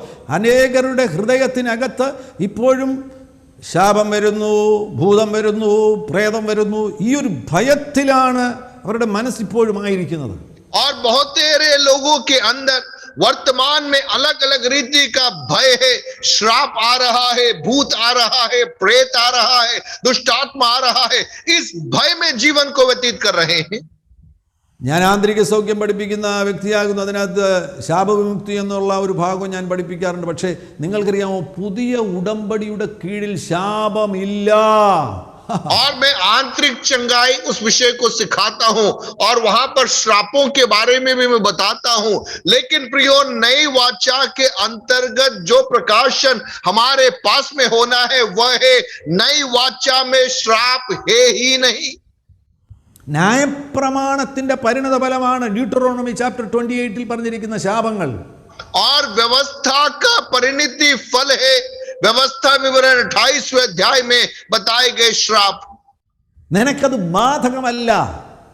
आप पर वे लागू नहीं है. നിന്റെ അപ്പൻ അപ്പൂപ്പന്മാരുടെ ശാപം നിന്റെ മേൽ വരത്തില്ല. तेरे माताओं का, पिताओं का, पुरखाओं का श्राप तुझ पर नहीं आ सकता. പക്ഷേ ഇന്നും പലരിലും അത് കാണുന്നതിന്റെ പിന്നിലെ രഹസ്യം എന്ന് പറയുന്നത് ശിശുവായി തുടരുന്നത് കൊണ്ട്. लेकिन वर्तमान में बहुत सारे लोग श्राप के अधीन क्यों है? क्योंकि वे अभी भी दूध पीने वाले बच्चों के समान जीवन यापन कर रहे हैं. ശിശു ആണെന്നുണ്ടെങ്കിൽ ഉറപ്പായിട്ടും ശിശുപാലകന്മാർ നിന്റെ മുകളിൽ വരും, ഗാർഡിയൻസ് നിന്റെ മുകളിൽ വരും. ഗാർഡിയൻസ് എന്ന് പറഞ്ഞു കഴിഞ്ഞാൽ ലോ ആണ് ഗാർഡിയൻ. ശിശുവിനെ നന്നാക്കണമെന്നുണ്ടെങ്കിൽ ഗാർഡിയൻ ലോ വരേണ്ടത് ആവശ്യമാണ്. ലോ വന്നാൽ ശിശുവിന്റെ മേൽ ശാപമുണ്ട്. और यदि आप बालक के समान, दूध पीने वाले बच्चे के समान जीवन यापन कर रहे हैं, तो आपके ऊपर शिक्षक नियुक्त किए जाएंगे. शिक्षक कौन? व्यवस्था. और जहां पर व्यवस्था है वहां पर श्राप भी लागू हो जाता है. എന്നാൽ നീ പുത്രത്വത്തിലേക്ക് വളരുക എന്നതാണ് ശാപത്തെ തകർക്കുവാനുള്ള ഉപാധി. लेकिन प्रियो, श्राप को आप कैसे निरस्त कर सकते हैं, उसे कैसे हटा सकते हैं? जैसे जैसे आप पुत्रत्व के प्रकाशन के अंदर आप बढ़ते जाते हैं, वैसे वैसे श्राप से आप बाहर निकल जाते हैं. ഞാൻ ശാപം പൊട്ടിച്ചാൽ നിങ്ങളുടെ ശാപം പൊട്ടത്തില്ല. പക്ഷേ നിങ്ങൾ പുത്രത്വത്തിലേക്ക് കയറുകയാണെങ്കിൽ ശാപത്തിന് നിന്നെ തൊടാൻ കഴിയത്തില്ല. और मैं आपका श्राप हटाने का प्रयास करूं, आपका श्राप टूटेगा नहीं. लेकिन प्रियो, जब आप पुत्रत्व के प्रकाशन के अंदर कदम रखोगे, आपका जीवन श्राप रहित हो जाएगा. പ്രിയമുള്ളവരെ, മനസ്സിലാക്കി, നീ പുതിയ ഉടമ്പടിയുടെ കീഴിലാകുന്നുവെങ്കിൽ നീ അനുഗ്രഹം അനുഭവിക്കുവാൻ വേണ്ടി വിളിക്കപ്പെട്ട വ്യക്തിയാണ്. प्रियो, आपको समझना है, यदि आप नई वाचा के अंतर्गत है, आप आशीष के वारिस होने के लिए बुलाए गए हैं. Amen, praise the Lord. അതെന്താണ്? വചനത്തിൻ്റെ അടിസ്ഥാനത്തിൽ തന്നെ അതിൻ്റെ നിർവചനങ്ങൾ നിങ്ങൾ കണ്ടെത്തിക്കൊള്ളുക. ഞാനൊരു നിർവചനം പറഞ്ഞല്ലോ, അതൊരു സ്റ്റേറ്റ് ഓഫ് മൈൻഡാണ്. I am blessed. എനിക്ക് ഇവിടെ സമ്പത്തുള്ളത് കൊണ്ടോ വീടുള്ളത് കൊണ്ടോ കാറുള്ളത് കൊണ്ടോ ഒന്നും അല്ല. നോ നോ നോ നോ, അതുണ്ടേലും ഇല്ലേലും ഐ ആം ബ്ലെസ്ഡ്. और प्रियो, यह हमारे मन की एक स्थिति है कि मैं आशीषित हूं, मैं आशीष का वारिस होने के लिए बुलाया गया हूं. इस संसार में मकान होने के कारण नहीं, गाड़ी होने के कारण नहीं, नौकरी होने के कारण नहीं. अगर ये हो तो भी ठीक, नहीं हो तो भी कोई फर्क नहीं पड़ता. हमारे मन की, हमारे मुख की घोषणा होना है, मैं आशीष का वारिस होने के लिए बुलाया गया हूं. അങ്ങനെയുള്ളവർക്കാണ് ഒരു വെളിപ്പാട് കിട്ടുന്നത്. ബ്ലെസ്സിങ് എന്ന് പറയുന്ന ഒരു പേഴ്സൺ ആണ്. And his name is Jesus Christ and he is in me. I am blessed. और ऐसे व्यक्तियों को एक प्रकाशन मिलता है कि आशीष एक व्यक्ति है और वह व्यक्ति प्रभु यीशु मसीह है और वो कहा है और वो मुझ में है, इसलिए मैं आशीषित हूं. ആമേൻ. മറ്റൊരു ഇൻഹെറിറ്റൻസ് ആണ് മത്തായി 15:26 നിന്ന് മനസ്സിലാക്കാൻ കഴിയുന്നു. രോഗസൗഖ്യം നിന്റെ അവകാശമാകുന്നു. और मत्ती 15:26 के अंदर हम देखते हैं चंगाई आपका हक है. ഇന്ന് രാത്രിയിൽ ആമേന് നമ്മുടെ നാട്ടിൽ ആശുപത്രികളുടെ എണ്ണം വർദ്ധിക്കുക എന്നതല്ല ഈ നിലവിലുള്ള പ്രതിസന്ധിയെ അതിജീവിക്കുവാനുള്ള ഉപാധി. ഈ സത്യങ്ങൾ മനുഷ്യഹൃദയങ്ങളിൽ വെളിപ്പെട്ട് കിട്ടുക എന്നതാകുന്നു. और प्रियो, आज रात को दक्षिण भारत में केरल के अंदर जिस रीति से बीमारी फैल रही है, उसका समाधान अस्पतालों की संख्या में वृद्धि करना नहीं, लेकिन प्रियो, यह प्रकाशन जो इन दिनों में आज रात हम सीख रहे हैं, वह प्रकाशन व्यक्ति जीवनों को उसके अंदर उतर आना, वह है इन बातों का समाधान. നമ്മുടെ ഹെൽത്ത് സിസ്റ്റം ഒരു 20 വർഷം മുന്നമേ ഉള്ളതിനേക്കാൾ എത്ര അഡ്വാൻസ്ഡ് ആയിട്ടുള്ള ഹെൽത്ത് സിസ്റ്റമാണ് നമുക്കുള്ളത്. और आप देखिए, आज स्वास्थ्य विभाग जो चिकित्सा विभाग है, पिछले समयों से कितना अधिक आधुनिक है, कितना अधिक चीजों को वो कर पाता है. ലോകത്തിലെ ഏറ്റവും നല്ല ഹെൽത്ത് സിസ്റ്റം ഉള്ളത് അമേരിക്കയിലാണ്. അമേരിക്കയിലാണ് കോവിഡ് വന്ന് ഏറ്റവും അധികം ആളുകൾ മരിച്ചത്. അമേരിക്കയിലാണ് ഏറ്റവും അധികം ആളുകൾക്ക് കോവിഡ് വന്നത്. देखिए, संसार में सबसे अधिक चिकित्सा पद्धतियां अमेरिका में है, लेकिन सबसे अधिक लोग कोविड से प्रभावित भी वही हुए, सबसे अधिक लोगों की मृत्यु भी वही हुई. അതാ ഞാൻ പറഞ്ഞത്, ഹെൽത്ത് സിസ്റ്റം, നല്ല ഹെൽത്ത് സിസ്റ്റം ഉണ്ടാകട്ടെ. പക്ഷെ അതൊന്നും അല്ല ഇതിൻ്റെ യഥാർത്ഥ പരിഹാരം എന്ന് പറയുന്നത്. യഥാർത്ഥ പരിഹാരം എന്ന് പറയുന്നത് ഈ സന്ദേശം മനുഷ്യ ഹൃദയങ്ങളിൽ എത്തിച്ചേരണം. ജീസസ് ക്രൈസ്റ്റിനെ കുറിച്ചുള്ള സന്ദേശം മനുഷ്യ ഹൃദയങ്ങളിൽ എത്തിച്ചേരണം. യേശു ക്രിസ്തുവിന് മാത്രമേ മനുഷ്യൻ്റെ സംഘർഷങ്ങളെ പരിഹരിക്കുവാൻ കഴിയുകയുള്ളൂ, രോഗങ്ങളെ സൗഖ്യമാക്കുവാൻ കഴിയുകയുള്ളൂ.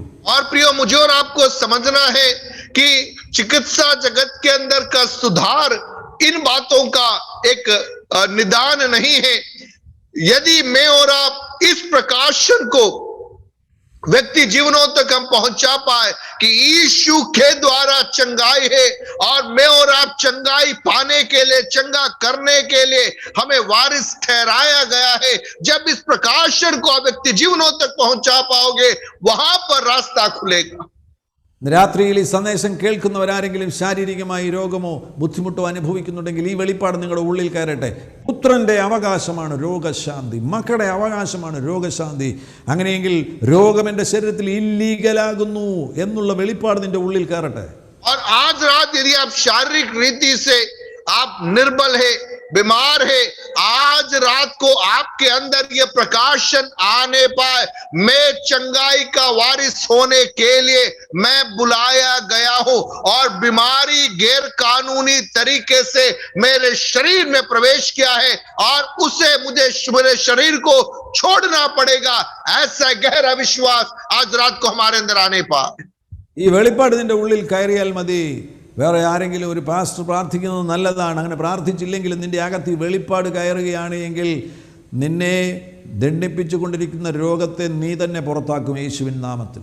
और प्रियो, यदि ये प्रकाशन मेरे और आपके अंदर आ जाए, आपके लिए कोई प्रार्थना करे अच्छा है, लेकिन मानो कोई प्रार्थना नहीं भी करे, आपके अंदर आया हुआ यह प्रकाशन पर्याप्त है आपके शरीर को तकलीफ पहुंचाने वाले उस बीमारी को आपके शरीर को छोड़ने के लिए, कहने के लिए। ആമേൻ. എൻ്റെ വാക്കുകൾ അവസാനിപ്പിക്കുകയാണ്. ഒരു കാര്യം കൂടെ, ഒരു ഇൻഹെറിറ്റൻസിനെ കുറിച്ച് കൂടെ പറയുന്നു. അപ്പോസ്തല പ്രവൃത്തി 20:32, അപ്പോസ്തല പ്രവൃത്തി 26:18 രണ്ടും കൂടെ ചേർത്ത് വയ്ക്കുകയാണ് എങ്കിൽ ആമേൻ, പുത്രന്മാർക്കുള്ള ഒരു അവകാശമാണ് to preach the gospel of Jesus Christ. യേശു ക്രിസ്തുവിൻ്റെ സന്ദേശം, ആമേൻ, സുവിശേഷം പ്രസംഗിക്കുക എന്നത് നിന്റെ അവകാശമാകുന്നു. और एक और मिरास के बारे में प्रेरितों की पुस्तक से मैं कहना चाहूंगा, और वह है परमेश्वर के वचन का प्रचार करना मेरा और आपका मिरास है और हमारा हक है. അതുകൊണ്ടാണ് 1 പത്രോസ് 1:12 കാണാൻ കഴിയുന്നത്, ദൂതന്മാരും കുനിഞ്ഞു നോക്കുകയാണ്. और इसीलिए पहला पत्रस 1:12 में हम देखते हैं स्वर्गदूत भी झुककर देख रहे हैं क्या हो रहा है.